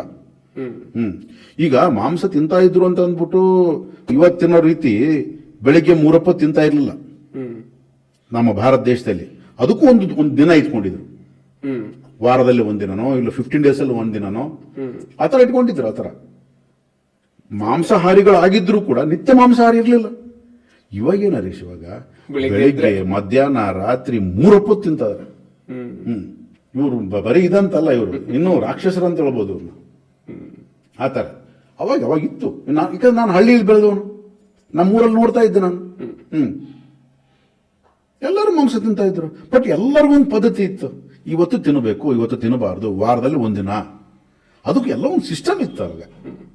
ಭೀಮೇಶ್ ರೆಡ್ಡಿ ಸರ್ ಬರೆದಿರ್ತಕ್ಕಂಥ ಈ ಒಂದು ಚಂದ್ರ ಮೇಲೆ ಬಂದ ನೋಡು ಎಂತ ಚಂದ ಅನ್ನೋ ಒಂದು ಬ್ಯೂಟಿಫುಲ್ ಬುಕ್ ರೀಸೆಂಟಾಗಿ ರಿಲೀಸ್ ಆಗಿದೆ. ಸೊ ಇದನ್ನ ಕಲ್ಪನಾ ಲೋಕಕ್ಕೆ ತಗೊಂಡು ಹೋಗ್ತಕ್ಕಂಥ ಒಂದು ಪುಸ್ತಕ ಅಂತ ಹೇಳಿ ಕರಿಬೋದು. ಸೊ ಹಾಗೆ ಈ ಒಂದು ಪುಸ್ತಕ ನಮಗೆ ಇಂಗ್ಲಿಷ್ನಲ್ಲೂ ಕೂಡ ಇದೆ, ಮೂನ್ಲೈಟ್ ಮ್ಯೂಸಿಂಗ್ಸ್ ಅಂತ ಹೇಳ್ಬಿಟ್ಟು. ಈ ಎರಡು ಪುಸ್ತಕಗಳು ನಿಮಗೆ ಅಮೆಝಾನಲ್ಲೂ ಕೂಡ ಸಿಗುತ್ತೆ. ಸೊ ಅಮೆಝಾನ್ನಲ್ಲಿ ನೀವು ಪರ್ಚೇಸ್ ಮಾಡ್ಬೋದು, ಫ್ಲಿಪ್ಕಾರ್ಟಲ್ಲಿ ಕೂಡ ಇದೆ. ಪುಸ್ತಕನ ನೀವು ಡೈರೆಕ್ಟಾಗಿ ನಮ್ಮಿಂದ ಪಡ್ಕೋಬೇಕು ಅಂತ ಹೇಳಿದ್ರೆ ಡಿಸ್ಕೌಂಟ್ ಕೂಡ ಇರುತ್ತೆ. ಆ ಲಿಂಕ್ನ ಕೂಡ ಕಮೆಂಟ್ ಬಾಕ್ಸಲ್ಲಿ ಹಾಕಿರ್ತೀವಿ. ಸೊ ಆಮೇಲೆ ಡಿಸ್ಕ್ರಿಪ್ಷನಲ್ಲಿ ಕೂಡ ಇರುತ್ತೆ, ಬೇಕಾದವರು ಪರ್ಚೇಸ್ ಮಾಡ್ಬೋದು.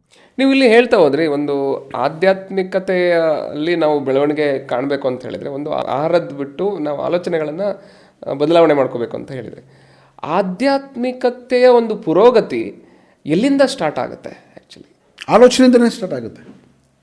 ಯಾಕಂದರೆ ನಾನು ಆಧ್ಯಾತ್ಮಿಕತೆಯಲ್ಲಿ ನಾನು ಮುಂದುವರಿಬೇಕು ಅನ್ನೋ ಆಲೋಚನೆ ಬಂದಾಗಲೇ ಆಧ್ಯಾತ್ಮಿಕತೆಯಲ್ಲಿ ನಾನು ಮುಂದುವರಿತೀಯ. ನೀನು ಆಲೋಚನೆ ಬಂದಿಲ್ಲ ಅಂದರೆ ನನಗೆ ಯಾಕೆ ಬೇಕು ಅಂತ ಕೇಳ್ತೀಯ ಫಸ್ಟ್ ನೀನು. ನನಗೆ ಯಾಕೆ ಬೇಕು ಆಧ್ಯಾತ್ಮಿಕತೆ? ಚೆನ್ನಾಗಿದೆ ಅಲ್ಲಿ ಇದೆಲ್ಲ, ಯಾಕೆ ಬೇಕು?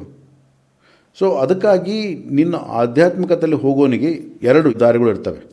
ಒಂದು, ಏನಾದರೂ ನಮ್ಮ ಡಿಸೀಸಸ್ನಿಂದ ಆಧ್ಯಾತ್ಮಿಕತೆಗೆ ಬರೋ ಚಾನ್ಸ್ ಇದೆ. ದೇಹ ಯಾವುದಾದ್ರೂ ರೋಗಮಯವಾದಾಗ ರೋಗದಿಂದ ಮುಕ್ತನಾಗೋದಕ್ಕೆ ಆಧ್ಯಾತ್ಮಿಕತೆಯಲ್ಲಿ ಬರೋ ಚಾನ್ಸ್ ಇದೆ. ಓಕೆ, ಇಲ್ಲ ಹಲವಾರು ಪ್ರಾಪಂಚಿಕವಾಗಿರ್ತಕ್ಕಂಥ ಕಷ್ಟಗಳಲ್ಲಿ ಮುಳುಗಿದವನು ಆಧ್ಯಾತ್ಮಿಕತೆಗೆ ಬರೋ ಚಾನ್ಸ್ ಇದೆ. ಓಕೆ, ಮೂರನೇದು, ಎಲ್ಲ ಇದ್ದಂತಾಗ ಎಲ್ಲವೂ ಇದ್ದಾಗ ಕೂಡ ಒಂದು ಜಿಗುಪ್ಸಾಕರ ಜೀವನ ಬಂದ್ಬಿಡುತ್ತೆ. ಇನ್ನೇನಿದೆಪ್ಪ, ಎಲ್ಲ ನೋಡ್ಬಿಟ್ಟಿದ್ದೆ ನಾನು, ಇನ್ನೇನಿದೆ, ಆಗ ಬೋರ್ ಆಗುತ್ತೆ ಲೈಫ್. ದೆನ್ ಆವಾಗ ಆಧ್ಯಾತ್ಮಿಕ ಎಂಟರ್ ಆಗೋ ಚಾನ್ಸ್ ಇದೆ. ಈ ಮೂರು ಇಲ್ಲದೆ ಆಧ್ಯಾತ್ಮಿಕ ಎಂಟರ್ ಆಗೋ ಚಾನ್ಸ್ ಇಲ್ಲ. ಅದಕ್ಕಾಗಿ ನಾವು ಮೆಡಿಟೇಷನ್ ಹೇಳ್ಕೊಡ್ಬೇಕಾದ್ರೆ ಫಸ್ಟ್ ನಮಗೆ ಯಾಕೆ ಡಿಸೀಸಸ್ ಬಗ್ಗೆ ಮಾತಾಡ್ತೀವಿ ಅಂತಂದರೆ, ಯಾರಾದರೂ ಆ ಥರ ಇದ್ದವ್ರು ಬರಲಿ. ಯಾಕಂದರೆ ಒಂದು ಸಾರಿ ನನ್ನ ಒಂದು ಡಿಸೀಸ್ ಹೋಯ್ತು ಅಂತಂದರೆ ಏನೋ ಇದೆ ಅಂತ ಗೊತ್ತಾಗುತ್ತಾನೆ. ಅದರಲ್ಲಿ ಮೆಡಿಟೇಷನಲ್ಲಿ ಏನೋ ಸಮಥಿಂಗ್ ಇಸ್ ದೇರ್ ಅಂತ ಗೊತ್ತಾಗುತ್ತಾನೆ. ಸೊ ಆಲೋಚನೆ ಬದಲಾಗುತ್ತೆ. ಇವತ್ತು ನನಗೆ ಇಷ್ಟು ಕಷ್ಟ ಇರ್ತಕ್ಕಂಥ ದೇಹದಲ್ಲಿರ್ತಕ್ಕಂಥ ಈ ರೋಗ ಧ್ಯಾನದ ಮುಖಾಂತರ ಹೋಯಿತು ಅಂತಂದರೆ ಇನ್ನು ಏನೇನಿದೆ ಇದರಲ್ಲಿ, ಅವಾಗ ಅವನು ಕೆತ್ಕಕ್ಕೆ ಶುರು ಮಾಡ್ತಾನೆ.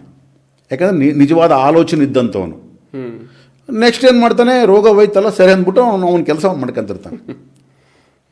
ಓಕೆ, ಅವ್ನು ಸುಮ್ಮನೆ ಹೇಳ್ತಿರ್ತಾನೆ, ಭಾಳ ಚೆನ್ನಾಗಿದೆ, ಹಂಗೆ ಚೆನ್ನಾಗಿದೆ, ಮಾಡಿ ಮಾಡಿ ಅಂತ. ಯಾಕಂದ್ರೆ ಅವ್ನು ರೋಗಿರ್ತಾ ಆದ ಕಾರಣ ಕೃತಜ್ಞತೆ ಇರುತ್ತೆ ಅವನಿಗೆ, ಹೇಳ್ತಾ ಇರ್ತಾನೆ. ಬಿಟ್ಟರೆ ಅವನು ಆಧ್ಯಾತ್ಮಿಕತೆಯಲ್ಲಿ ಬರಲ್ಲ. ಅವನು ಫಿಸಿಕಲ್ ಲೆವೆಲಲ್ಲೇ ಅವನು ಸ್ಯಾಟಿಸ್ಫೈ ಆಗ್ತಾನೆ, ಮುಂದಕ್ಕೆ ಹೋಗ್ಬಿಡ್ತಾನೆ ಅಷ್ಟೇ. ಅವನೇನು ಇದರಲ್ಲಿ ಬರೋಕ್ಕೆ ಹೋಗಲ್ಲ. 90% ಆಫ್ ದ ಪೀಪಲ್ ಒಂದು ಸ್ಪಿರಿಚುವಲ್ ಲೆವೆಲ್ಗೆ ಯಾಕೆ ಬರಲ್ಲ ಅಂತಂದರೆ ಫಿಸಿಕಲ್ ಲೆವೆಲಲ್ಲಿ ಸ್ಯಾಟಿಸ್ಫ್ಯಾಕ್ಷನ್ ಆಗ್ತಾರೆ ಅವರು. ಏನೊಂದು ಸಮಸ್ಯೆ ಇತ್ತು ಅಂತ ಅಂದ್ಕೊಳ್ಳಿ. ಇಲ್ಲಿ ಅದು ಹೆಂಗಿತ್ತು, ಒಂದು ಸಮಸ್ಯೆ ಹೆಂಗಿರುತ್ತೆ ಅಂದರೆ ಕಾಗೆ ಕೂಡೋದಕ್ಕೂ ಕೊಂಬೆ ಮುರಿಯೋದಕ್ಕೂ ಅನ್ನಂಗಿರುತ್ತೆ. ಇವನು ಬಂದು ಧ್ಯಾನ ಮಾಡಿದೆ ಅಂತ ಅಂದ್ಕೊಳ್ಳಿ, ಸಮಸ್ಯೆ ಹೋಗಂಗಿರುತ್ತೆ, ಇವತ್ತು ನಾಳೆ ಹೋಗಂಗಿರುತ್ತೆ. ಕರೆಕ್ಟಾದ ಟೈಮಲ್ಲಿ ಅವ್ನು ಬಂದು ಧ್ಯಾನ ಮಾಡ್ತಾನೆ. ಈಗ ಪ್ರದೀಪ್ ಎ ಆರ್ ರೆಹಮಾನ್ ಆದಂಗೆ, ಅವನು ಪ್ರದೀಪ್ ಕುಮಾರ್ ಅವನ ಹೆಸರು. ಅವನಿಗೆ ಯಾರೋ ರೈಲ್ವೆ ಸ್ಟೇಷನಲ್ಲಿ ಒಬ್ಬ ಸಿಗ್ತಾನೆ ಮುಲ್ಲ, ನೀನು ಇದನ್ನು ಬದಲು ಮಾಡ್ಕೊ, ನಿನಗೆ ಒಳ್ಳೆ ಕಾಲ ಬರುತ್ತೆ ಅಂತ ಹೇಳ್ತಾನೆ. ನಿನ್ನ ಮ್ಯೂಸಿಕ್ ಎಲ್ಲ ಚೆನ್ನಾಗಾಗುತ್ತೆ, ಹಂಗಾಗುತ್ತೆ ಅಂತ. ಅದು ಕರೆಕ್ಟ್ ಬರೋ ಟೈಮ್ ಅದು. ಸೊ ಚೇಂಜ್ ಮಾಡ್ಕೊತಾನೆ. ಅವನ ಹಿಂದೂ ಧರ್ಮನ ಬಿಟ್ಟು ಮುಸ್ಲಿಂ ಧರ್ಮದಲ್ಲಿ ಹೋಗ್ತಾನೆ. ಹೋದ ತಕ್ಷಣ ಆಫರ್ ಬರುತ್ತೆ.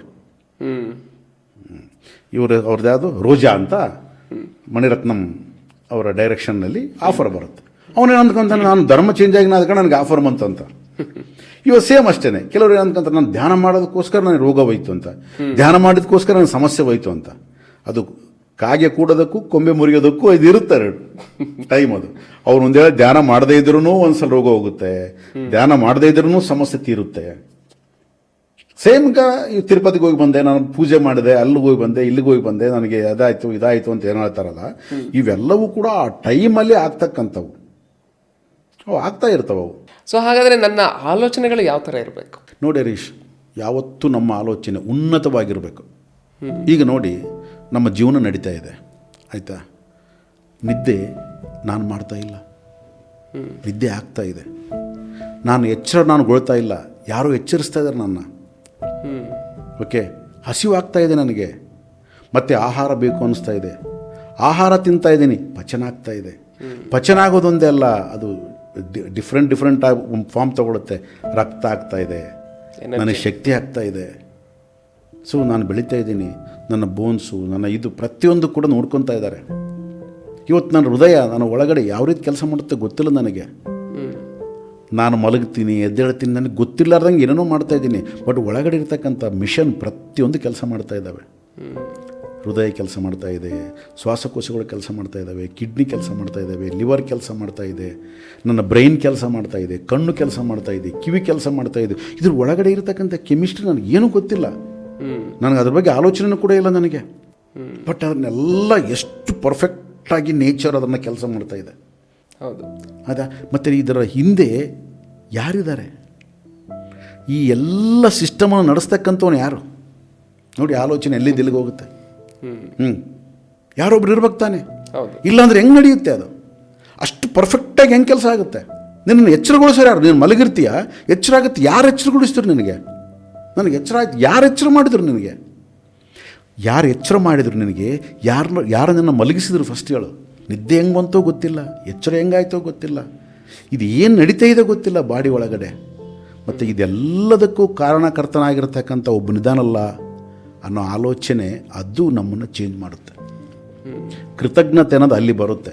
ನಾವು ಏನೋ ಸಮಸ್ಯೆ ಹೋಗೋದಕ್ಕೆ ಪೂಜೆ ಮಾಡೋದು, ಏನೋ ರೋಗ ಹೋಗೋದಕ್ಕೆ ಪೂಜೆ ಮಾಡೋದು ಅಲ್ಲ ಅದು. ಪ್ರತಿ ಕ್ಷಣವೂ ಕೂಡ ನಮ್ಮನ್ನು ಇಷ್ಟು ಚೆನ್ನಾಗಿ ನೋಡ್ಕೊತಾ ಇದ್ದಾನಲ್ಲ, ಅವನು ಯಾರು? ಅವನ ಬಗ್ಗೆ ನನಗಿರ್ತಕ್ಕಂಥ ಕೃತಜ್ಞತೆ ಏನು? ಅವನನ್ನು ನಾನು ಯಾವ ರೀತಿ ವಿಸ್ಮರಿಸಿದ್ದೀನಿ ಇಷ್ಟು ದಿನ, ಈಗ ಅವನ ಅರಿವು ನನಗೆ ಹೆಂಗಾಯಿತು? ಸೊ ಇದು ನಮ್ಮಲ್ಲಿ ಬರದೆ ಆಲೋಚನೆ ಬದಲಾಗೋದಕ್ಕೆ ಸಾಧ್ಯ ಅಲ್ಲ. ಆಲೋಚನೆ ಬದಲು ಅಂದರೆ ಏನೇನೋ ಆಲೋಚನೆ ಅಲ್ಲ, ನನ್ನ ಬಗ್ಗೆ ನಾನು ಆಲೋಚನೆ ಮಾಡಿ ನಾನು. ಸೊ ಹಾಗಾಗಿ ನೀವು ಎಷ್ಟೊಂದು ಟೈಮ್ ಹೇಳ್ತಾ ಇದ್ರಿ, ನಮ್ಮನ್ನು ನಾವು ಅಬ್ಸರ್ವೇಷನ್ ಮಾಡ್ಕೋಬೇಕು. ನಾವೇನು ಮಾಡ್ತಾಯಿದ್ವಿ, ನಾನು ಅಬ್ಸರ್ವೇಷನ್ ಮಾಡ್ತಾ ಹೋದಾಗ ನನ್ನಲ್ಲಿ ಪ್ರಶ್ನೆಗಳು ಹುಟ್ಟುತ್ತೆ. ಅದಕ್ಕೆ ಕ್ಯೂರಿಯಸ್ ಆಗಿ ನಾವು ಪ್ರಪಂಚನ ನೋಡೋದಕ್ಕೆ ಸ್ಟಾರ್ಟ್ ಮಾಡ್ತೀವಿ ಅಂತೇಳಿ ಹೇಳ್ತಾ ಇದ್ರು. ಆ್ಯಕ್ಚುಲಿ ಪೂಜೆ ಅಂತಂದರೆ ನಮ್ಮ ಒಂದು ದೇವ ಮಂದಿರದಲ್ಲಿ ಕುಂತ್ಕೊಂಡು 10 ನಿಮಿಷ ಪೂಜೆ ಅಲ್ಲ, ಪ್ರತಿನಿತ್ಯ ಪೂಜೆನೇ, ಪ್ರತಿ ಕ್ಷಣ ಪೂಜೆನೇ, ಪ್ರತಿ ಕ್ಷಣ ಗಮನನೇ, ಪ್ರತಿ ಕ್ಷಣ ಇದನ್ನು ನಾವು ಅರ್ಥ ಮಾಡ್ಕೊಳ್ತಾ ಹೋಗ್ಬೇಕು. ಒಂದೊಂದು ಸಾರಿ ಅವನ ಕುರಿತು ನಾವು ಆಲೋಚನೆ ಮಾಡಿದಾಗ ನಮಗೆ ನಮ್ಮ ಬಗ್ಗೆ ಒಂದು ಉನ್ನತವಾದ ಭಾವನೆ ಬರಬೇಕು. ಯಾವ ರೀತಿ ಜೀವನ ನಡೀತಾ ಇದೆ ನಮ್ಮದು, ನಾವು ಎಲ್ಲೋ ಒಂದು ವಿಸ್ಮಯ ಅಂತ ನಾವು ನೋಡ್ತೀವಿ, ಮಿರಾಕಲ್ಸ್ ಅಂತ ಹೇಳ್ತೀವಿ. Every moment is a miracle. ನಿನಗೆ ಜೋಲಿ ಬರ್ದಂಗೆ ನಡೆಸ್ತಾ ಇದ್ದಾನೆ ಅವನು, ಬ್ಯಾಲೆನ್ಸ್ ಮಾಡ್ತಾ ಇದ್ದಾನೆ. ಹೌದು. ಯಾರು ಕಾರಣ ಅದಕ್ಕೆ? ಭಗವಂತ. ಏನು ಆನ್ಸರ್ ಕೊಡ್ತೀಯ ನೀನು? ಓಕೆ, ನಿನಗೆ ಪ್ರತಿ ಕ್ಷಣ ಎಲ್ಲಿ ಬೇಕಾದ್ರೆ ನೀನು ಸಾಯಂತ ಚಾನ್ಸ್ ಇದೆ, ಬಟ್ ಅವನು ಬದುಕಿಸ್ತಾ ಇದ್ದಾನೆ, ನಿನ್ನನ್ನು ಕಾಪಾಡ್ತಾ ಇದ್ದಾನೆ, ಅನುಕ್ಷಣನೇ ನೋಡ್ಕೊತಾ ಇದ್ದಾನೆ. ಮತ್ತು ಇದೆಲ್ಲವೂ ಎಲ್ಲಿಂದ ಆಗ್ತಾ ಇದೆ ಅಂತ ನೋಡಿದಾಗ ಆಗ ನನಗೆ ನಿಜವಾಗ್ಲೂ ಅವನ ಕುರಿತು ತಿಳ್ಕೊಬೇಕು ಅಂತ ಆಲೋಚನೆ ಬರುತ್ತೆ. ಆ ಆಲೋಚನೆ ದೊಡ್ಡದಾಗ್ತಾ ಹೋಗುತ್ತೆ. ಇಲ್ಲಾಂದರೆ ಈ ಪ್ರಾಪಂಚಿಕದ ಜೀವನದ ಆಲೋಚನೆಗಳೇ ಇರ್ತವೆ. ನಾನು ಅವನಂಗೆ ಆಗಬೇಕು, ಇವನು ಹಂಗೆ ಆಗಬೇಕು, ಕಾರ್ ತಗೋಬೇಕು, ಬಂಗ್ಲೆ ಕಟ್ಟಿಸ್ಬೇಕು, ಇದೇ ಇರ್ತವೆ ಆಲೋಚನೆ. ಈ ಆಲೋಚನೆಯಿಂದ ಶಿಫ್ಟಾಗಿ ನನ್ನ ಒಳಗಡೆ ನಡೀತಕ್ಕಂಥ ಅಂತರ್ಕ್ರಿಯೆಯ ಬಗ್ಗೆ ಆಲೋಚನೆ ಪ್ರಾರಂಭ ಆದಾಗ ನಿಜವಾದ ಆಧ್ಯಾತ್ಮಿಕತೆ ಪ್ರಾರಂಭ ಆಗುತ್ತೆ ಅವಾಗ. ರೋಗಗಳು ಬರೋದೆಲ್ಲಿಂದ? ರೋಗಗಳು ಹೋಯ್ತು ಅಂದರೆ ಎಲ್ಲಿಗೆ ಹೋಯ್ತು? ಬರೋದಕ್ಕೆ ಜಾಗ ಎಲ್ಲಿದೆ, ಹೋಗೋದಕ್ಕೆ ಜಾಗ ಎಲ್ಲಿದೆ? Where is the place? ಎಲ್ಲಿದ್ದ ಬಂತದು? ಸೊ ನಮಗೇನು ಗೊತ್ತಾಗ್ತಾ ಇದೆಯಾ? ಏನು ಗೊತ್ತಾಗ್ತಾ ಇಲ್ಲ. ಬಂತು ಅಂತ ಅಂದ್ಕೊತಾ ಇದೀವಿ, ಹೋಯ್ತು ಅಂತ ಅಂದ್ಕೊತಾ ಇದೀವಿ, ಅದೇನೋ ಟ್ಯಾಬ್ಲೆಟ್ ಹಾಕ್ಕೊತಾ ಇದೀವಿ, ಏನು ಮಾಡ್ತಾ ಇದ್ದೀವಿ? ಇದು ಎಲ್ಲಿಂದ ಬರುತ್ತೆ? ಅದು ಬರೋಕ್ಕೆ ಮೂಲ ಏನು? ಯಾಕೆ ಬಂತು? ಇವತ್ತು ಇದ್ದಕ್ಕಿದ್ದಂಗೆ ನಾನು ಹಿಂಗೆ ಹೋಗ್ತೀನಿ, ರಾತ್ರಿ ಇದ್ದಕ್ಕಿದ್ದಂಗೆ ಜ್ವರ ಬಂದ್ಬಿಡುತ್ತೆ. ಎಲ್ಲಿದ್ದು ಬಂತದು? ಒಂದಿನ 2 ದಿನ ಮತ್ತೆ ಹೋಗುತ್ತೆ. ಎಲ್ಲಿದ್ದು ಹೋಯ್ತದು? ಬರೋದಕ್ಕಿಂತ ಮುಂಚೆ ಎಲ್ಲಿತ್ತು ಜಾಗ? ಅದು ಎಲ್ಲಿಗೆ ಹೋಯ್ತದು? ನಾವು ಅಂದ್ಕೊಳ್ತಾ ಇದ್ದೀವಿ ಬಾಡಿ ಒಳಗಡೆ ಏನೋ ಅದು ಇದಾಯಿತು, ಏನೋ ಇದೆಲ್ಲ ಆಗೋದಕ್ಕೆ ಕಾರಣ ಏನು? ಯಾವುದರಿಂದ ಆಗ್ತಾ ಇದೆ? ನಾವು ಅಂದ್ಕೊಳ್ತೀವಿ ಆಹಾರ, ಫುಡ್ಡು, ನೇಚರು ಅಥವಾ ಎನ್ವಿರಾನ್ಮೆಂಟು, ಅದು ಇದು ಏನೇನೋ ನಾವು ಕಾರಣಗಳು ಹುಡುಕ್ಬೋದೇ ಹೊರತು ಅದು ನಿಜವಾದ ಕಾರಣನ? ಕಾರಣದ ಹಿಂದೆ ಏನಾದರೂ ಕಾರ್ಯ ಇದೆಯಾ? ಸೊ ಇದು ಆಲೋಚನೆ ಬದಲಾಗ್ತಕ್ಕಂಥ ಒಂದು ವಿಧಾನ. ಈ ಆಲೋಚನೆಯಿಂದ ಏನಾಗುತ್ತೆ, ನನ್ನಲ್ಲಿ ಅಹಂ ಅನ್ನೋದು ಕಮ್ಮಿ ಆಗುತ್ತೆ, ಇಗೋನೆಸ್ ಹೋಗುತ್ತೆ ಫಸ್ಟ್ ಆಫ್ ಆಲ್. ಯಾಕಂದರೆ ನಾನು ಅನ್ನೋದಕ್ಕೆ ಯಾವುದು ನಾನಲ್ಲ. ಎಲ್ಲಿದೆ ನಾನು ಅನ್ನೋದಕ್ಕೆ? ಯಾವುದನ್ನು ನಾನು ಅಂತ ಇದ್ದೀನಿ ನನಗೆ ಗೊತ್ತಿಲ್ಲ. ನನಗೆ ಈಗ ನಾನು ಅಂತ ಇದ್ದೀನಿ ಹೊರತು ನಾನು ಅಂದರೆ ಯಾರು? ಯಾವುದನ್ನು ನಾನು ಅಂತ ಇದ್ದೀನಿ? ಏನು ದೇಹನ ನಾನು ಅಂತ ಇದ್ದೀನಾ? ಮನಸ್ಸಿನ ನಾನು ಅಂತ ಇದ್ದೀನಾ? ನನ್ನ ಇಂದ್ರಿಯಗಳನ್ನು ನಾನು ಅಂತ ಇದ್ದೀನಿ? ಯಾವುದನ್ನು ನಾನು ಅಂತ ಇದ್ದೀನಿ? ಪರ್ಟಿಕ್ಯುಲಾರಿಟಿ ಇಲ್ಲ ನನಗೆ ನನ್ನ ಹತ್ರ. ಬಟ್ ಇದೆಲ್ಲ ಯೂನಿಫೈಡ್ ಮಾಡ್ಕೊಂಡು ನಾನು ಅಂತ ಇದ್ದೀನಿ. ಹೌದು. ಬಟ್ ಇದು ಸಪ್ರೇಟ್ ಮಾಡೋದು ಎಲ್ಲಿದ್ದೀನಿ ನಾನು? ಗೊತ್ತಿಲ್ಲ. ಸೊ ಹಾಗಾದರೆ ನಿಜವಾದ ನಾನು ಯಾರು? ಅದನ್ನು ಹುಡುಕೋದು ಹೆಂಗೆ? ಸೊ ಇವು ಪ್ರಶ್ನೆಗಳು, ಆಲೋಚನೆಯಿಂದ ಈ ಪ್ರಶ್ನೆಗಳು ಉದ್ಭವ ಸ್ಟಾರ್ಟ್ ಆಗುತ್ತೆ. ಆಗ ನನಗೆ ಆಧ್ಯಾತ್ಮಿಕತೆ ಬೇಕು ಅಂತ ಅನಿಸುತ್ತೆ. ಆಧ್ಯಾತ್ಮಿಕತೆಯ ಬೇಕು ಅಂತಂದಾಗ ಅದಕ್ಕೆ ಮಾರ್ಗ ಇಲ್ಲದ ಧ್ಯಾನ ಪ್ರಾರಂಭ ಆಗುತ್ತೆ. ನೋಡಿ ಹೆಂಗಿದೆ ಕನೆಕ್ಟ್. ಆ ಧ್ಯಾನ ಪ್ರಾರಂಭ ಆಗುತ್ತೆ. ಧ್ಯಾನ ಮಾಡ್ತಾ ಮಾಡ್ತಾ ಮಾಡ್ತಾ ನಾನು ಈ ಒಂದು ಆಹಾರ ಪದ್ಧತಿಗಳನ್ನ ಬದಲು ಮಾಡ್ಕೊಳ್ತೇನೆ. ಸೊ ಇದೆಲ್ಲ ಆಹಾರ ಪದ್ಧತಿ, ನಾನು ಈ ಪದ್ಧತಿಗೆ ಬರ್ತೀನಿ ನಾನು. ಅವಾಗ 4-5 ಒಪ್ಪತ್ತು ತಿನ್ನೋನು 3 ಒಪ್ಪತ್ತಿಗೆ ಬರ್ತಾನೆ, 3 ಒಪ್ಪತ್ತು ತಿನ್ನೋನು 2 ಒಪ್ಪತ್ತಿಗೆ ಬರ್ತಾನೆ, 2 ಒಪ್ಪತ್ತು ತಿನ್ನೋನು 1 ಒಪ್ಪತ್ತಿಗೆ ಬರ್ತಾನೆ. ಆಗ ಆಹಾರ ಅನ್ನೋದ್ರ ಬಗ್ಗೆ ಆಲೋಚನೆ ಹೊರಟೋಗುತ್ತೆ. ಹಸಿವು ಆಯ್ತಾ ತಿಂತಾನೆ, ಏನೋ ತಿಂತಾನೆ. ಬುದ್ಧ ಇದ್ದಂಗೆ ಯಾರೋ ಮನೆಗೆ ಹೋಗ್ತಾ ಇದ್ದ, ಬಟ್ಲು ಇಡ್ತಾ ಇದ್ದ, ಅವ್ರು ಏನೋ ಹಾಕ್ತಾ ಇದ್ರು, ತಿಂತಾ ಇದ್ದ, ಮತ್ತೆ ಮುಗಿಸ್ಬಿಡ್ತಾ ಇದ್ದ ಅಷ್ಟೇ. ಅದ್ರ ಬಗ್ಗೆ ಆಲೋಚನೆ ಇಲ್ಲ. ಈಗ ರಾಮಸ್ವಾಮಿ ನೇಚರ್ ಫುಡ್ ಅಂತೆ, ಅದಂತೆ ಇದಂತೆ, ಸಹಜವಾದ ಆಹಾರ ಅಂತೆ, ಸೊ ವೆಜ್ ಅಂತೆ, ನಾನ್ ವೆಜ್ ಅಂತೆ. ನಾವು ಇವೆಲ್ಲ ಹೆಸರು ಕೊಟ್ಕೊಂಡಿರ್ತಕ್ಕಂಥವು, ಕೊಟ್ಕೊಂಡು ಕನ್ಫ್ಯೂಷನಲ್ಲಿ ಬೀಳ್ತಾ ಇದ್ದೀವಿ. ಯಾವಾಗ ಯಾವಾಗ ಬರುತ್ತೆ? ಆಹಾರ ಬರೋದು ನೆಕ್ಸ್ಟ್ ಆಲೋಚನೆ ಪ್ರಾರಂಭ ಆಗಬೇಕು. ಆಲೋಚನೆಯಿಂದ ನನ್ನ ಆಧ್ಯಾತ್ಮಿಕತೆ ಸ್ಟಾರ್ಟ್ ಆಗಬೇಕು. ಆಧ್ಯಾತ್ಮಿಕತೆಗೆ ಮಾರ್ಗ ಧ್ಯಾನದಿಂದ ಗೊತ್ತಾಗಬೇಕು. ಧ್ಯಾನವನ್ನು ಪ್ರಾರಂಭ ಮಾಡಬೇಕು. ಧ್ಯಾನ ಪ್ರಾರಂಭ ಮಾಡ್ತಾ ಮಾಡ್ತಾ ಮಾಡ್ತಾ ಆಟೋಮೆಟಿಕ್ಕಾಗಿ ನನಗೆ ಒಂದು ಆಹಾರದ ಬಗ್ಗೆ ಒಂದು ಆಲೋಚನೆ ಪ್ರಾರಂಭ ಆಗಬೇಕು. ಆವಾಗ ಆಹಾರ ಅಲ್ಲಿ ಬರುತ್ತೆ. ನಾವು ಉಲ್ಟಾ ಮಾಡಕ್ಕೆ ಹೋಗ್ತಾ ಇದ್ವಿ. ಸ್ಟಾರ್ಟಿಂಗ್ ಬಂದ ತಕ್ಷಣ ಫಸ್ಟ್ ಆಹಾರ ತಿಂದ್ಬಿಟ್ರೆ ನಾವು ಸ್ಪಿರಿಚುಯಾಲಿಟಿ ಕಡೆ ಹೋಗೋದಕ್ಕೆ ಈಸಿ ಆಗುತ್ತೆ ಅಂತ ಅನ್ಕೊಂಡ್ಬಿಟ್ಟು ಇದೆಲ್ಲ ತೋರ್ಪಡಿಕೆ ಅಷ್ಟೇ. ನಾನು ಮೊದಲು ಮಾಂಸಾಹಾರ ತಿಂತ ಇದ್ದೆ, ಈಗ ಧ್ಯಾನ ಮಾಡಿ ಶಾಖಾಹಾರಿ ಆಗಿಬಿಟ್ಟಿದ್ದೀನಿ. ಅಂದರೆ ಇವನೇನೋ ದೊಡ್ಡ ನೀನು ಮಾಂಸಾಹಾರ ತಿಂದ್ರೇನು, ಶಾಖಾಹಾರ ತಿಂದ್ರೇನು, ಏನು ತಿಂದ್ರೇನು, ಏನು ಬಂತು ನಿನಗೆ? ನಿನ್ನಲ್ಲಿ ಏನು ಆಲೋಚನೆ ಬದಲಾಯಿತು? ಸೊ ಹಾಗಾಗಿ ಈ ಒಂದು ಎಪಿಸೋಡಿಂದ ನಾವು ತಿಳ್ಕೊಂಡಿದ್ದು ಏನು ಅಂತ ಅಂದರೆ, ನನಗೂ ಕೆಲವೊಂದು ಹೊಸ ವಿಚಾರಗಳು ಇದರಿಂದ ತಿಳಿದು ಬಂತು. ಆ್ಯಕ್ಚುಲಿ ಆಹಾರ ಬದಲಾವಣೆ ಮಾಡ್ಕೊಳ್ಳೋದ್ರಿಂದ ಯಾವುದೇ ಒಂದು ಆಗುತ್ತೆ ಇಲ್ಲ ಅಂತಲ್ಲ.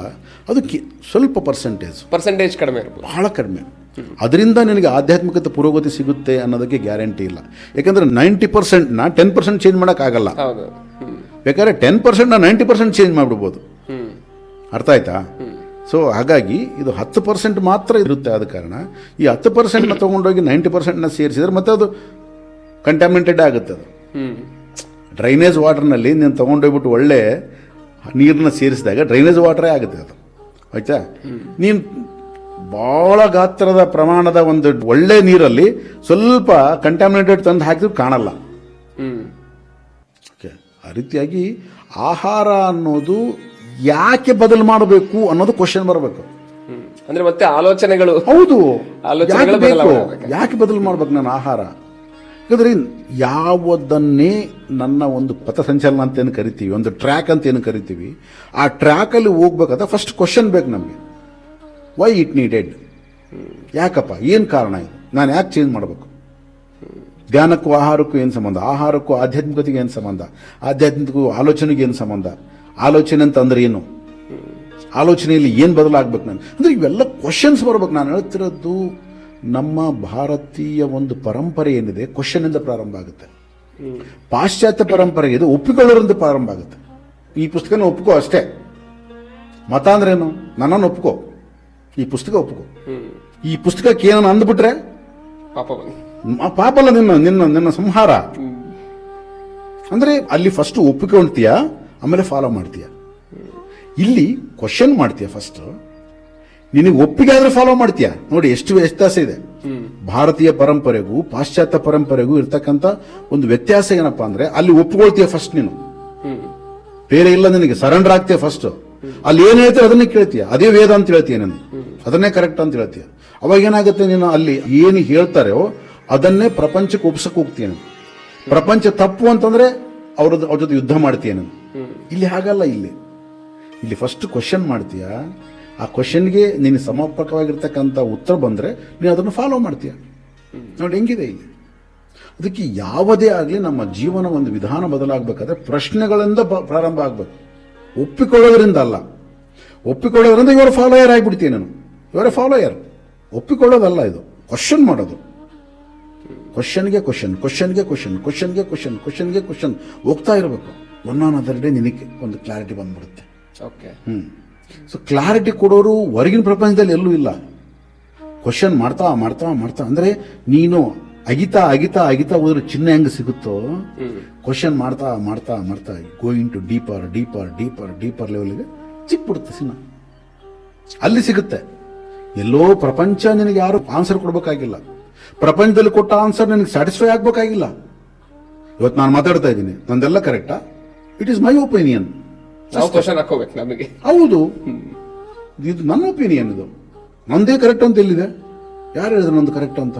ಇದು ನನಗೆ ಕರೆಕ್ಟ್ ಅಷ್ಟೇ, ನಿನಗೆ ಕರೆಕ್ಟ್ ಅಲ್ಲ.